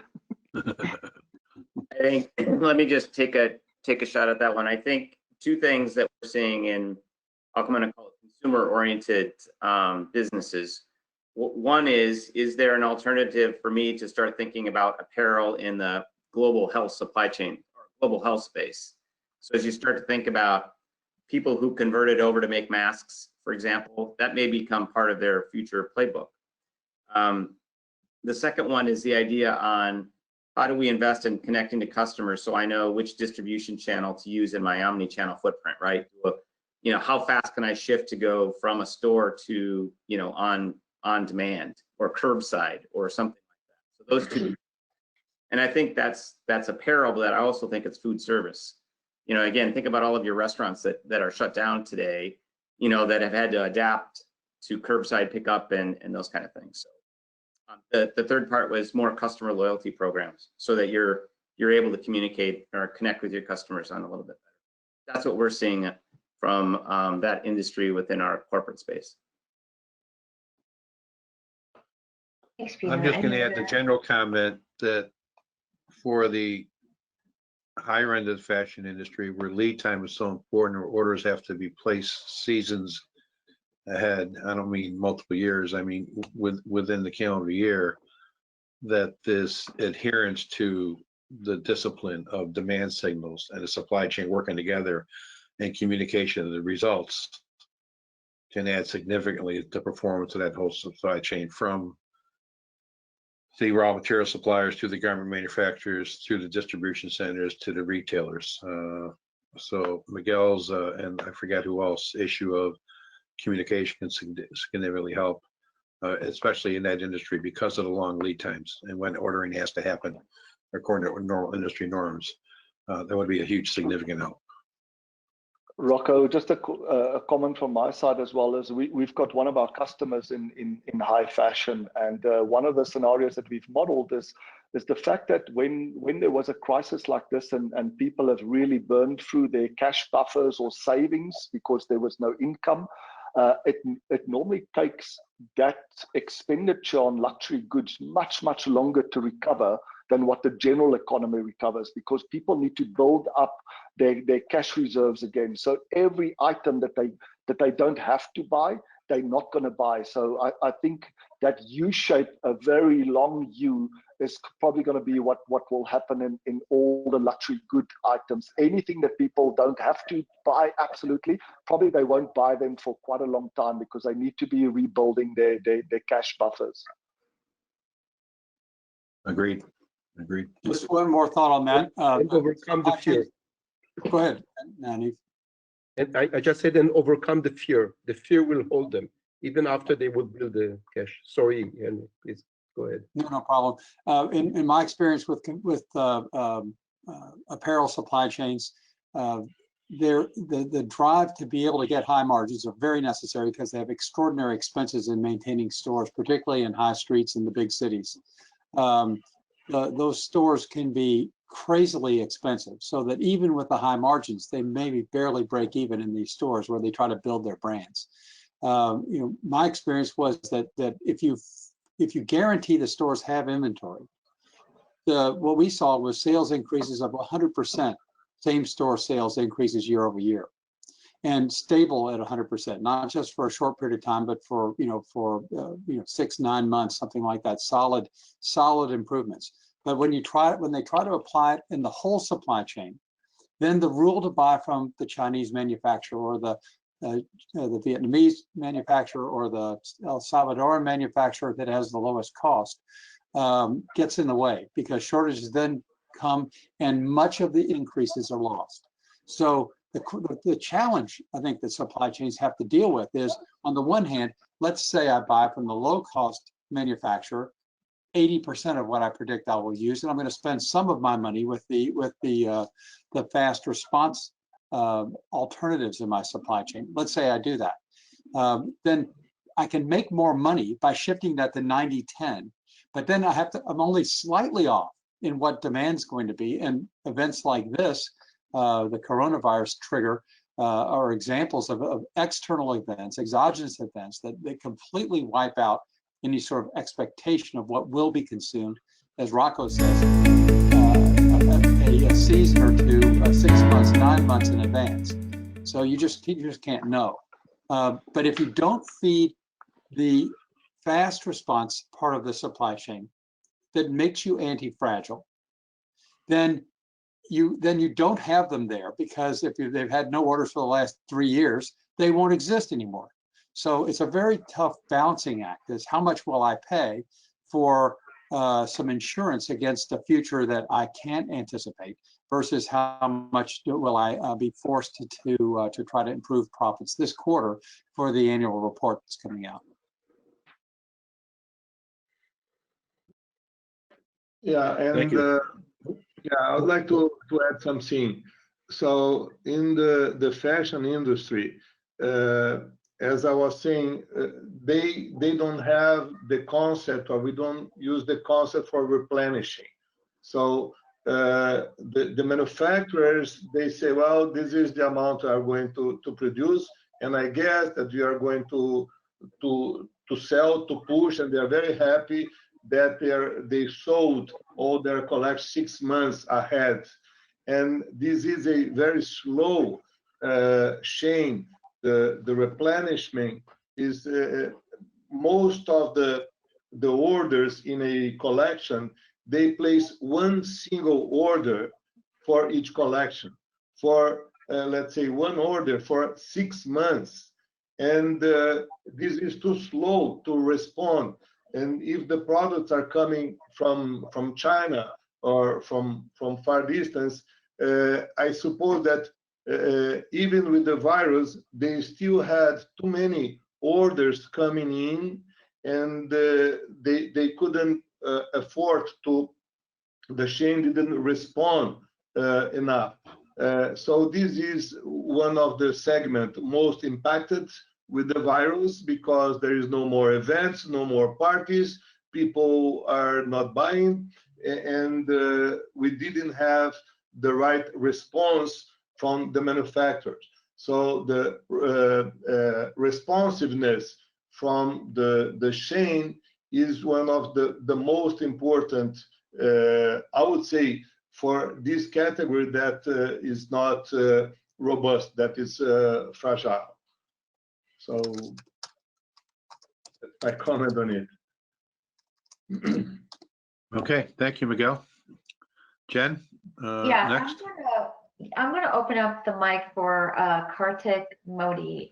He's had several questions come in throughout the presentation, and I think with respect to this particular conversation you're having right now, some questions about specifically. So Kartik, are you there on the line? I've opened your mic. Please, Yeah, thanks. you have some specific questions here. If you could ask that, if it's for a particular speaker, go ahead. Yeah, thanks. I have a question I want to understand what is the meaning of cash runway and how do you calculate that, number one. And number two, all this discussion is happening on the cash buffer. When there is a very slow cycle of rotation of cash in the entire system, how do we manage the cash buffer as a company? I am not talking about the individual.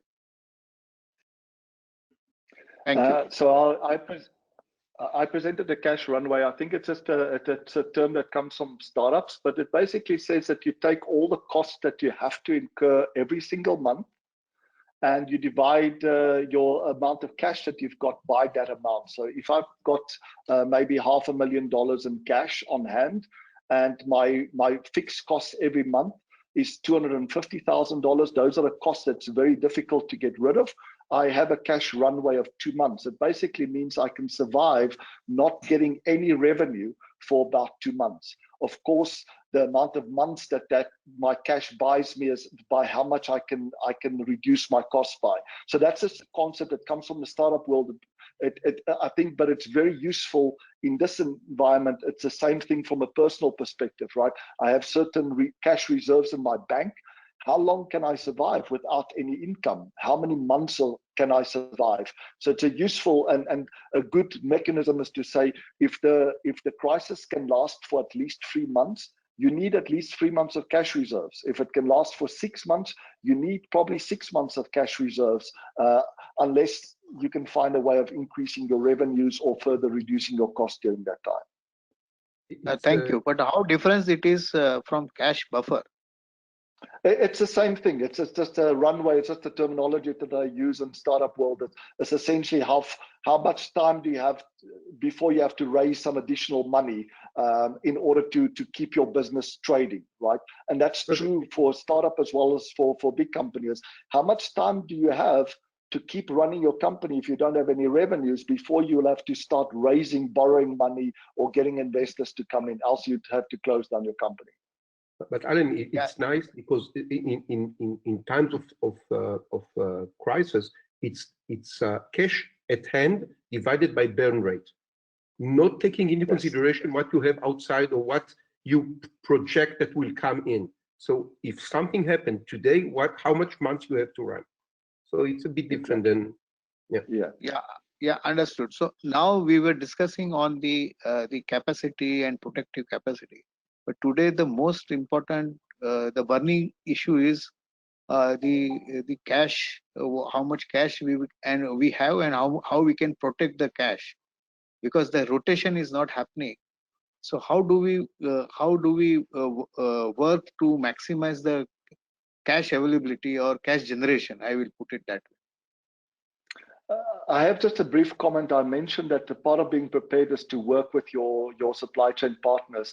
One of our clients said to me earlier this week, we can't afford, we want to be prepared, but we can't afford because we don't have enough cash, generally speaking, not just now, to put in the requisite buffers. And what we had done is we had talked to their suppliers so that if they purchase a component or material from the supplier, and the variable cost for the suppliers may be 25%. If they are able to supply that to them at only the variable cost during a time when there's not enough demand, that customer can hold 4 times as much buffer than what they would have been able to do if they had to purchase that buffer component at the full purchase price. So there's always ways that you can work with your customers and suppliers to say, what can you do immediately to reduce the demand on your cash or to bring in additional cash? So can I negotiate with my customers to get them to pay ahead of time for something that we know they're going to take if they have good cash reserves? So that's the idea, is just treat that cash buffer or as a constraint, how to ensure you don't waste it and how to elevate it if necessary. Okay, thank you. Can I have one more question if time permits? Go ahead, Kartik. Yeah, I want to understand about the concurrent network, what Peter talked about. Because according to me, it is the exchange is happening two-way or maybe multiple way from across. So how does it actually work, concurrent network? Peter?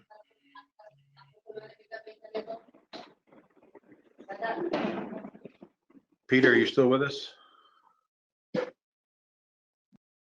I don't see Peter on the panelist. He may have dropped off. Maybe if anyone else could speak to that, otherwise we will move on to the next question.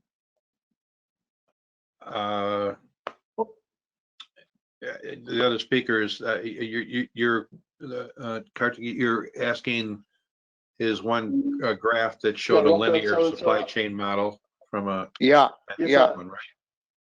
Yeah, I think that, in most environments, the linear supply chain models are not really current practice, right? For every part or component that I purchase, I normally have more than one option from which to purchase. So as some of the other speakers had mentioned before, it's just to have those agreements in place. So when you look at it, that every purchaser can have multiple buyers. So if there's more than one-to-one relationship between buyers and sellers in any system, then you have a network rather than a serial chain. So I think all supply chains today are really supply networks, right? And that's what we do when we do simulation modeling, is you're modeling that whole network, but then you have to specify the rules. When do I buy from one? When do I buy from another? Under what conditions? And you can model all those environments to see what's the best rules to use to protect the whole system. Yeah, how it is different from ecosystem, because that is also working on the similar concurrent network and ecosystem work on similar. That is what I understood from whatever I think it's two names for the. I think it's two names for the same concept, right? Okay. Thank you. Thank you, Kartik. All right, Jen. Yeah, the next question, I'm gonna open up the mic and also read off the question. This is coming from Raghavendra BS, and the question is to all panelists. With majority of industries perhaps maybe not exposed to TOC or to lean, how do we bring them out of this situation, especially at a tier 1 and tier 2 level? Very general question. You need smiling, you need, go ahead. We are dealing with this for the last 20 years. So all the participants are part of this huge effort to do. Yeah, I'd like to say that I think that the difficulty is that many of the strategies are counterintuitive. For example, buy from a more expensive supplier. I don't want to buy from a more expensive supplier, so or buy later. Well, shouldn't I be buying earlier? All these kinds of questions are things that sort of make people question. The advantage of our approach is looking at the holistic system, not just a company, but the company's supply chain and the whole system, the broader system. And it's my sense that some of us will have to, and anybody who's an expert, I would encourage you to offer services for people so they don't have to learn. Right now, people are freaked out and they don't have time to learn. They have no interest in learning, even if what they would be learning would be hugely beneficial for them. So it's my sense that it's our obligation, those of us who understand what we've been talking about here, to offer services to people so that they don't have to learn. They can always learn later. We'll be happy to teach them later, but let them let them commoditize the flow solutions, let's call them, once they get tired of paying for the service. But right now, they certainly need to benefit from the service, and that has to happen more quickly than they can probably build the capabilities. So you reach out to people who you trust to help you do those things. That's my advice. Henry, my response to that, I think something important to remember is that theory of constraints and lean, agile, all of these are applications. They have boundary conditions. They are principles that they are based on that are universal. And when there's a crisis, people get the principle, right? You'll see on the news, on CNN, the word bottleneck and buffer and flattening the curve. This has become common language now. So I think people now realize what they need to do. Theory of constraints, lean, etc., provide the how-to. They've got very specific rules that they can provide you with. How do you establish buffers, right? Where should the buffers be? So I think that the time has never been better for theory of constraints and lean and agile and all the methods now, because people realize that they need those things, but they don't necessarily know how to convert a principle. We know there's a bottleneck. How do I deal with it? We know we need a buffer. How best to put it in place? Where's the lowest cost, lowest risk way? So I suspect that the demand for knowledge around theory of constraints and lean and demand driven is going to grow exponentially, and we really have to, as a community, be ready to provide that. Of course, cash flows are very constrained at the moment. So one of the biggest industries that we picked up from our poll that's going to be suffering for a long time is the consulting businesses, right? Because it's considered a luxury item by many companies. They believe they don't absolutely need it. And as long as they don't know how long the recovery is going to last, they're probably not going to buy it. So we have to be innovative in terms of offering our services and our products to them at ways that has a small downside for them, you know, in order to procure it, and a big upside for everybody if they get the benefit. So I think that's just my view on it, is that we you know, the time has never been better for us to make available our products and services and knowledge to the industry. Great, thank you. I'm going to open up the mic for Nikesh Tart. The question, kind of general, asking anyone on the panel how to gain confidence from consumers that this supply chain management is really COVID-free.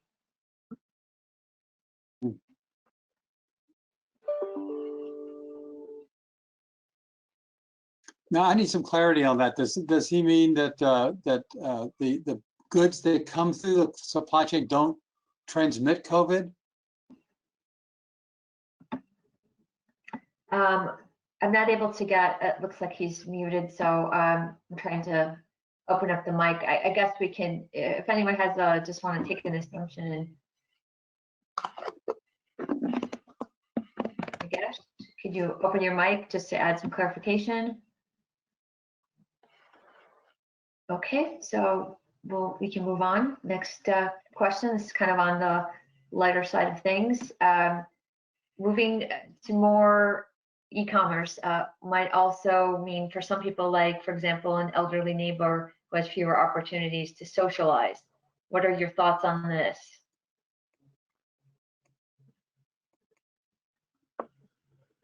Yeah, you socialize with your figuring FedEx driver and your UPS driver now instead. Yeah. Yeah, I think that, you know, it's people are figuring it out, right? Even older people now much more using FaceTime and Skype and Zoom to reach out. And I'm finding, you know, people that I never used to see very often physically, I now see them much more often because it's so easy. It's become part of the normal way of engaging, of connecting with people, to say I don't have to be in a physical space with you in order to connect with you. I think the same breakthrough that happened with mobile phones, you know, you don't have to be at a specific place in order for somebody to reach you. They could reach you while you were anywhere. I think that's the same thing, right? As we need connection, and we all have mobile devices, and there's no excuse. People can connect with you anytime. So I think the elderly will discover that the same way that we all need to be alone. We can constantly be connected with people. Thanks, I hope that Alan's right, but it seems to me that the suicide rate is rising very high, very quickly. And I think the change in suicides, we're going to know this more as we look back and start to do some analysis on what happened to us back in the spring of 2020. But I think the increase in suicides is greater than the number of people that have died from the coronavirus. So certainly drug overdoses, I'm not including those in suicides, they're almost equally big, also increasing dramatically. I don't know, but we may find that the cure was worse than the disease. These are just things rolling around in my mind. I'm very concerned that that people need social interaction. I know that it's true that if you put somebody in solitary confinement, some people in the prisons will die simply from being not being exposed to other people. Not that they killed themselves, they just passed away. So this is something that we'll learn more about as we look back on this. But our best intentions are not always giving us the outcomes that we're looking for. Henry, I think you're right. I think that society needs to look at how do we protect those that are the most vulnerable, right? And those are not just people that are elderly of age that have compromised immune systems, but those that really struggle with mental health issues. How do we make sure that they are protected, especially during crisis like this, where anxiety levels, even amongst normal people, when you don't know if you're going to have a job tomorrow, or you're already out of a job and you don't know whenever you'll be able to find one. That's, as society, I think, the same principles that we apply for supply chains about how do we best protect the system, right? I think Yes. Those principles are really, really important.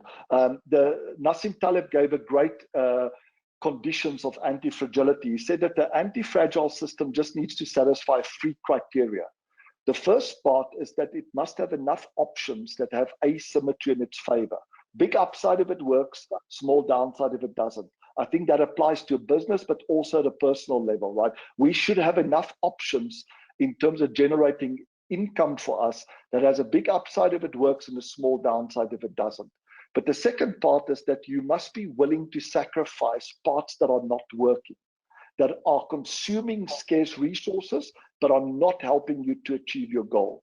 And the third condition, which is probably the toughest, is that you have a rational way of making those 2 decisions, that you understand what the total impact is of those 2 decisions. So I think that's a really useful way also to apply to the personal level. For example, where we are helping people that are dealing with mental health issues, we apply those criteria for them as well. Because a person that believes that the best option is to take their own life is a person that's fragile. They are harmed much more by a downturn, by a negative stress, than what they benefit from a positive stress. So for those people, you have to help them, acknowledge it's like a business. When you run out of cash, you close the business down. But before you close the business down, there's 2 options that you've got. You can find a way of increasing the revenues. What gives you joy in life and how can you do more of that stuff?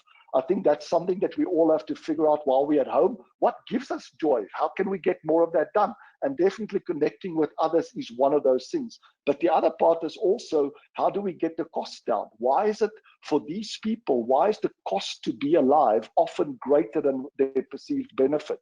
Why is it so difficult to wake up in the morning? Can I think about the last time that it was easy for them to wake up in the morning and even look forward? What were they doing then? And how can they do that more often? So I think the analogy in terms of supply chains business can also be applied into personal life, in terms of how do we create conditions that allows individuals to become anti-fragile, that what doesn't kill you makes you stronger, that you actually you benefit from volatility, positive and negative stresses in your life, rather than just be harmed by them. And it's always the case, as Taleb talks about, that anti-fragility happens within a range. Outside the range, you still get killed.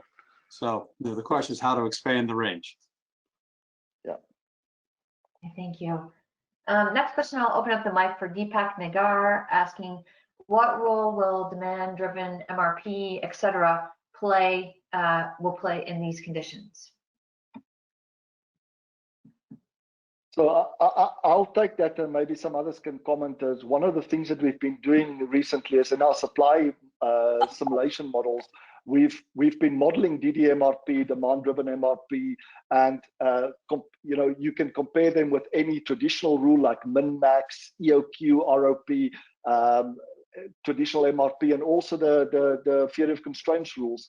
And what we've seen is that these demand-driven rules are, like the theory of constraints rules, are remarkably robust because they have a dynamic nature from them, right? They are learning all the time, not based on some very sophisticated artificial intelligence equation, but simply because they are saying, if I go too frequently in the red, either my demand has gone up or my supply lead time have deteriorated, and I need to increase my target stock levels, or I need to increase my capacity or time. So I think demand-driven, it's an application like theory of constraints, but the principles are universal, and there is never a better time to implement these principles across supply chains. As Miguel was saying, we have a responsibility to make available point of sale data of what's actually selling or being bought by the end consumer to everybody in the supply chain, so that everybody can quickly react if there's significant changes in demand, but also significant changes in assortment.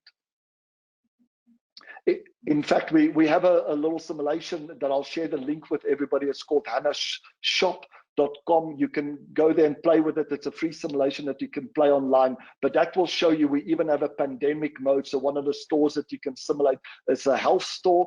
And if you click on the pandemic button, it creates a scenario where some products, the demand dramatically increases, others dramatically reduce. And as long as those ups and downs are equalized, you think, well, surely my shop will be doing the same at the end of the month. But of course it doesn't, because when the demand goes down, you lose sales. When demand dramatically goes up and you can't respond fast enough to that, and you have shortages, your store is going to lose massive amount of money. So I'll share the link with everybody. It's a nice, fun way of understanding how any form of demand-driven algorithms will always outperform traditional algorithms like min-max that are static-based and are based on forecast rather than based on what's really happening on the demand and supply side. Okay. I think that here it's very important to say that, at least for us, I mean, if I look on the past, for us, forecast was the no word. And then the only thing we could say about forecast is that it's always wrong. I have a client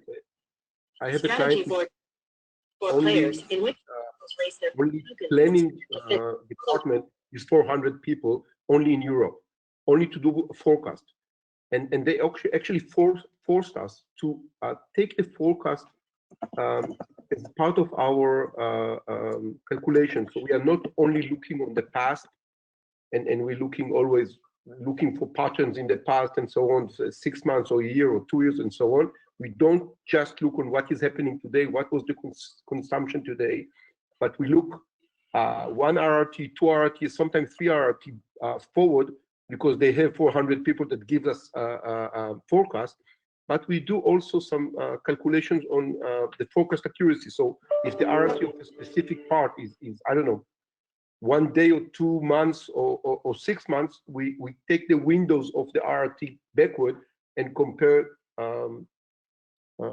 consumption versus the forecast, and we have some statistics and some learning in order to work on what we call, I'm not sure that it's the good term, the forecast accuracy. So if once forecast for us was a word that you cannot say, today it's part from our calculations, and I think it's a must. Thank you. I have a question coming in. It was directed for Alan. I think anyone can answer as well, but it's rather than trying to predict one option for COVID-19 recovery, isn't it reasonable to expect that various market segments will follow different patterns? In other words, the dilemma for strategic planning is, quote, all of the above. Also, aren't second and third waves real possibilities that will in turn lead to partial recoveries and backsliding before any segment achieves full recovery? In other words, the chaos phase could last for years. So you can comment on that. Yes, I think thank you for making that point. The idea is not to try to predict what the recovery pattern would look like, but rather to model all the possibilities. and prepare for each of those. To argue about whether a specific outcome is probable or not is, I think, a waste of time. What you should do is to say, can it happen? So for every major product category and every one of your markets, what can happen? How can that recovery look?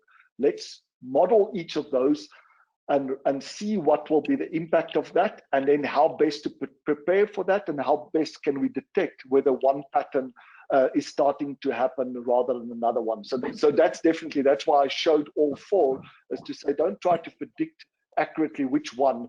If all four of those can happen to your business, you'll have to model each one of them and see what the impact will be on your operational and financial performance, and how best to prepare and protect yourself against that, or how best to capitalize on it when it does happen. Thank you, Alan. This next question is coming from Sandeep Chatterjee, specifically for the steel industry being very highly dependent on infrastructure and automobile. How does the steel industry survive during this time?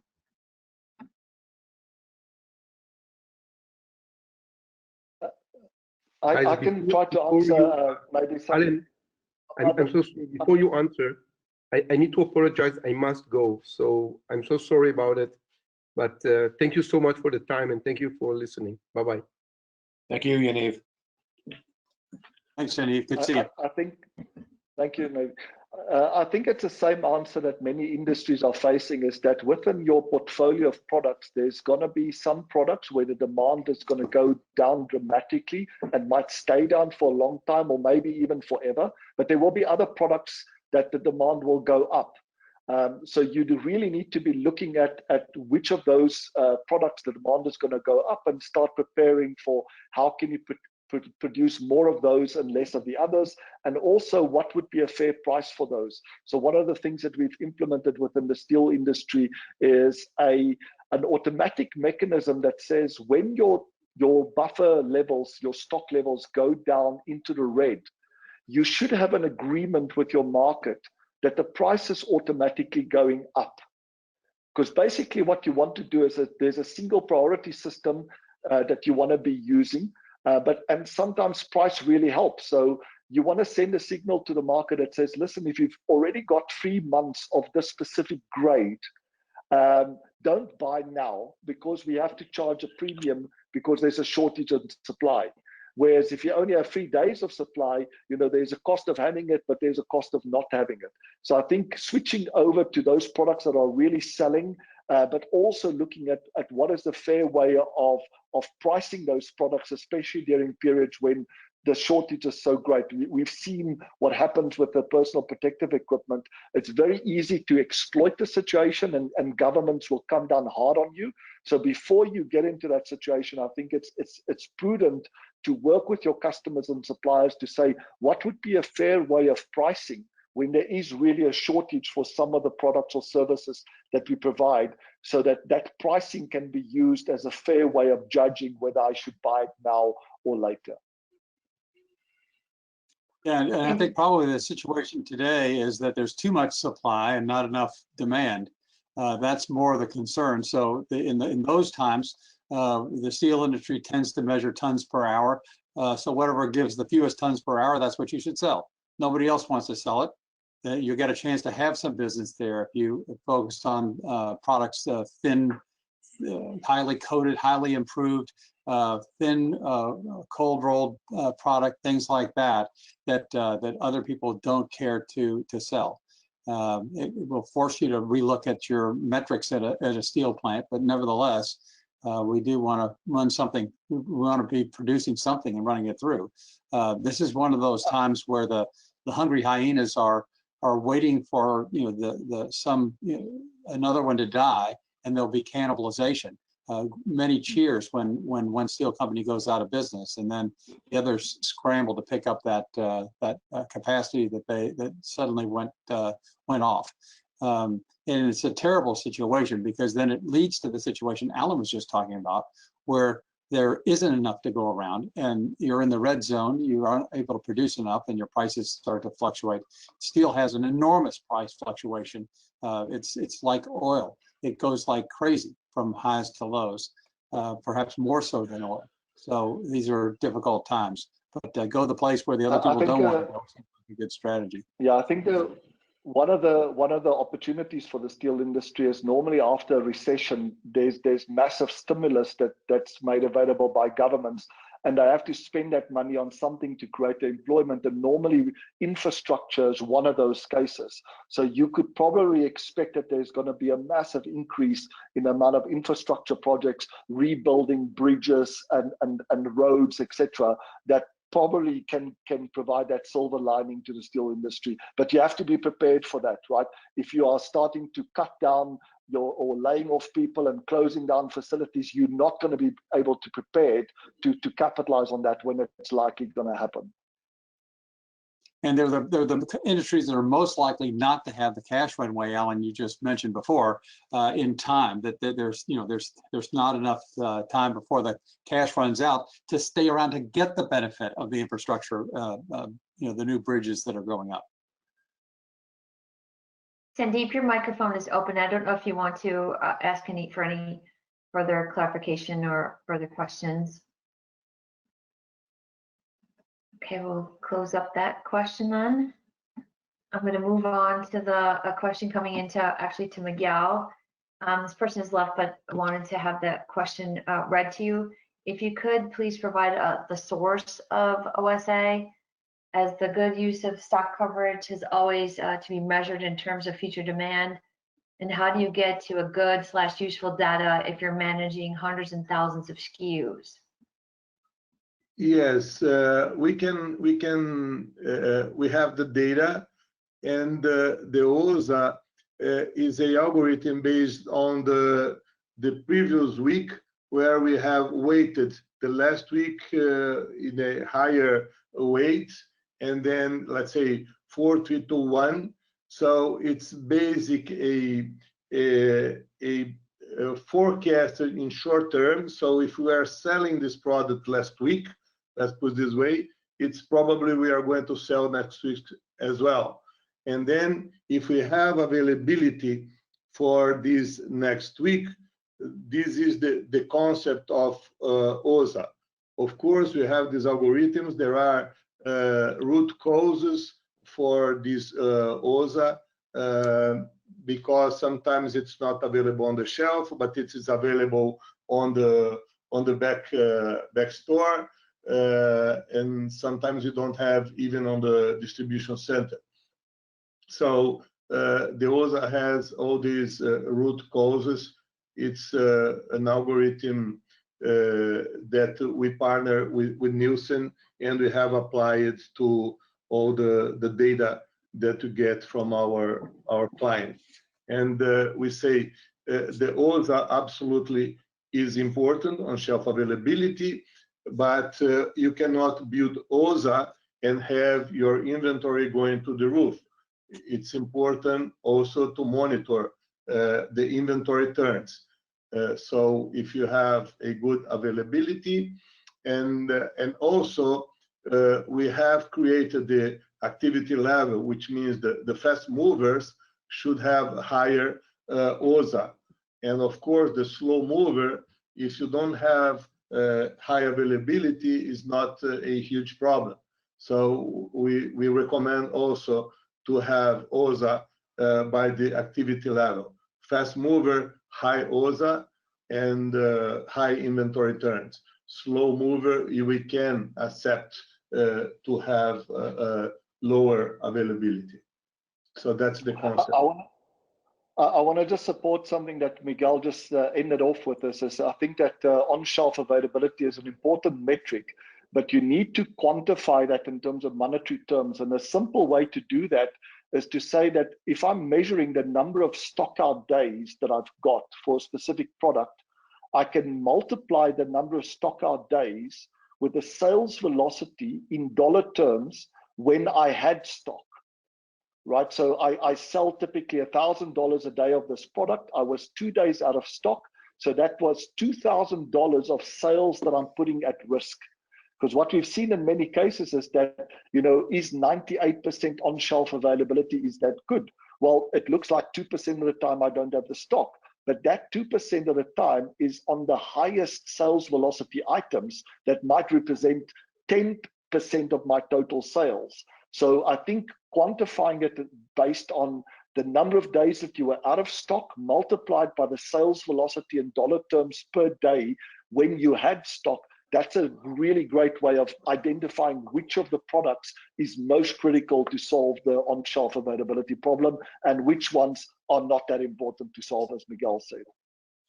And just to add on to that, be sure that whatever you measure as far as lost sales is less than the lost sales you actually have, because one on the shelf, when people like to buy 6s and 10s, doesn't look like OSA, but on the other hand, it sure does block the customers that want to buy 6 and 10. Yeah. Okay, everyone, listen, we're getting at the 2.5 hour point here. Jennifer, if you don't mind, I was just looking through our list of questions, try to find something that hasn't been asked yet or relatedly asked. There's still a lot of questions, and we have this one submitted by, I hope I pronounce this right, Jacek Ledzinski. I'm not sure. He's still with us. And the question was, what future do you foresee for the construction industry? Before the crisis, we were building shopping centers. Investments in this industry will probably be frozen for a long time. What are your forecasts for prospects for construction companies? How will changes in supply chains affect the strategies and activities of construction companies? I'll take the first stab at that. If there's an industry that needs to pay attention where trends are now, and they should have been already, right?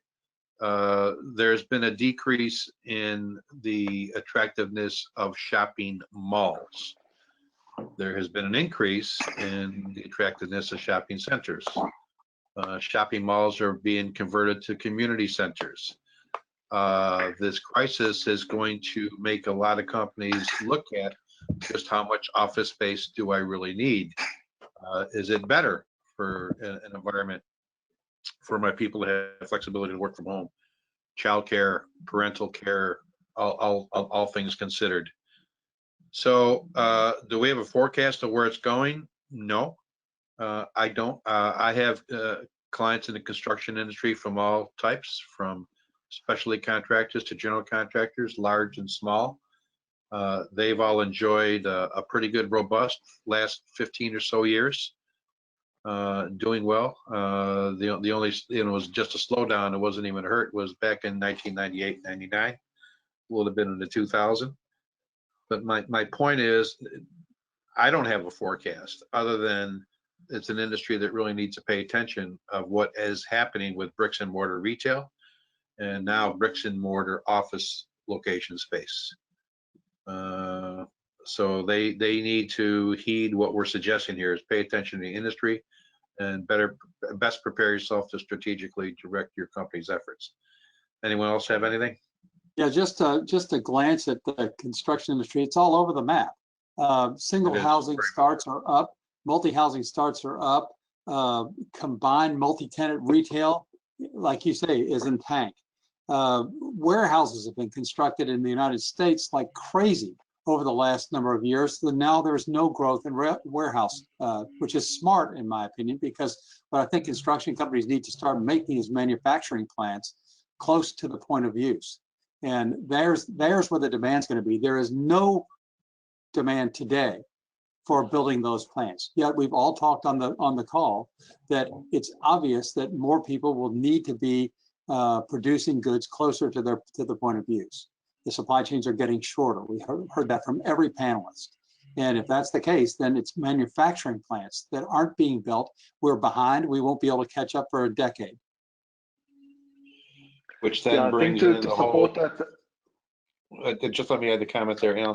Which then brings in the whole concept of speeding up project management, right? Which TOC, like no other, has made significant, huge reduction in cycle time and project management. So that's a whole other subject that, by the way, will be addressed in our virtual conference. Alan, you were going to say something? Yeah, I think it's just to support Henry's point there is I think that you need to look at, you know, what are the type of infrastructure projects that's not going to go away and might even accelerate. So as you're moving into fresh produce, the regional distribution centers would have to be much more closer to people being supplied.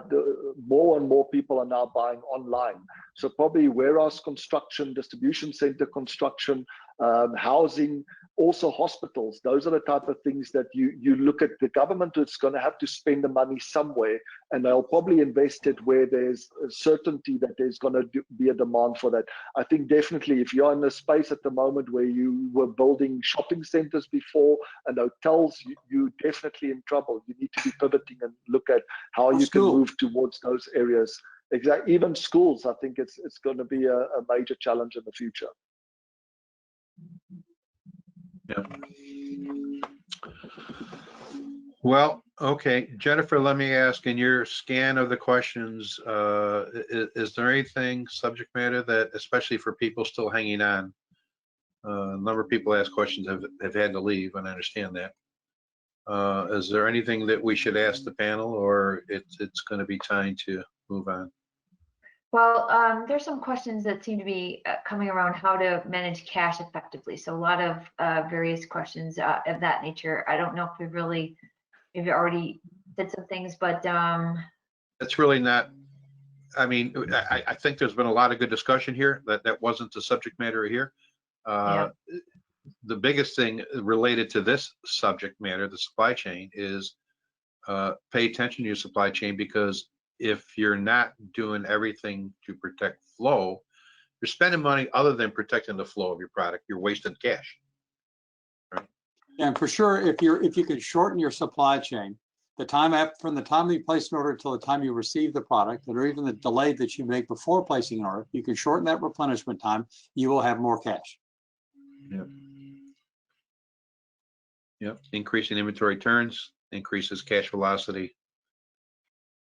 But I don't think nobody knows how to increase inventory turns, Rocco. What they do know how to do is buy with a shorter duration before they get replenished. Everybody knows how to do that. If they do that, they'll have more cash. I'm not sure they'll have enough cash, but they'll have more. Don't buy 3 months of goods at the same time.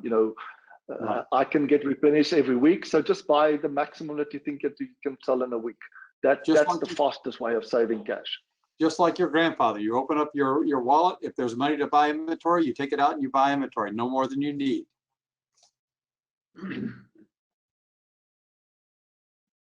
Yep.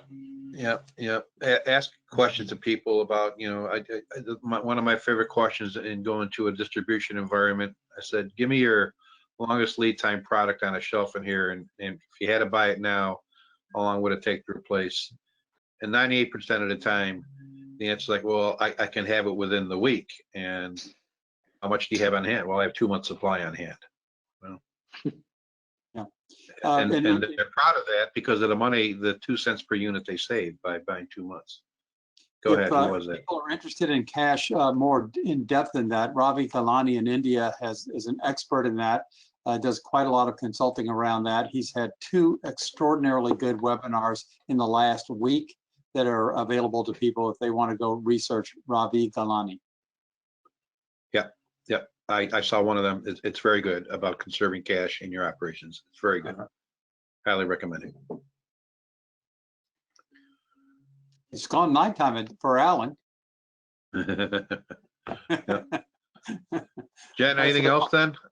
Okay. I think we've hit the cash relatedly. Yeah, hopefully sufficient enough. Okay. And I'll share Robbie's name into the chat with those left on the webinar here. But I think that's hit most of the questions that have come through have been answered in some way, shape, or form. There was one about if you wanted to comment with the U.S. Meat distribution and what's happening here in the U.S. with the shortages. I don't know, just because it's a hot topic right now, if you want to maybe comment to that. But otherwise, I don't. I think we're through most of the questions. So. Good. Well, let's stop it there. Anybody wants to email me, you're certainly welcome to, or hit me on LinkedIn or whatever you like. I'll try my best to answer or direct people to someone who can answer well. Same for any of us, and I hope relatedly we've piqued enough interest that you would consider joining our virtual conference. We're making it very affordable. Speaking of cost, we kept the variable cost down. So it's very a lot of good in-depth topics, high-end topics. So I hope you can join us. And if I remember correctly, Jennifer, you had more direct contact. Our partners here, the American Society of Supply Chain Management, or the Association of Supply Chain Management, excuse me, is also doing a virtual conference coming up soon. So you might want to check their website. Okay, gentlemen, who's ever still on the line? I think Alan's there, Miguel's there, Henry's there, I'm here. I think Peter left, and I think Yaniv had to leave. Thank you all very much. Thank you. Yeah, thank you all. Okay, thank you all. Keep feedback coming to us if you wish, or questions, however you wish to do it. Thank you all for attending.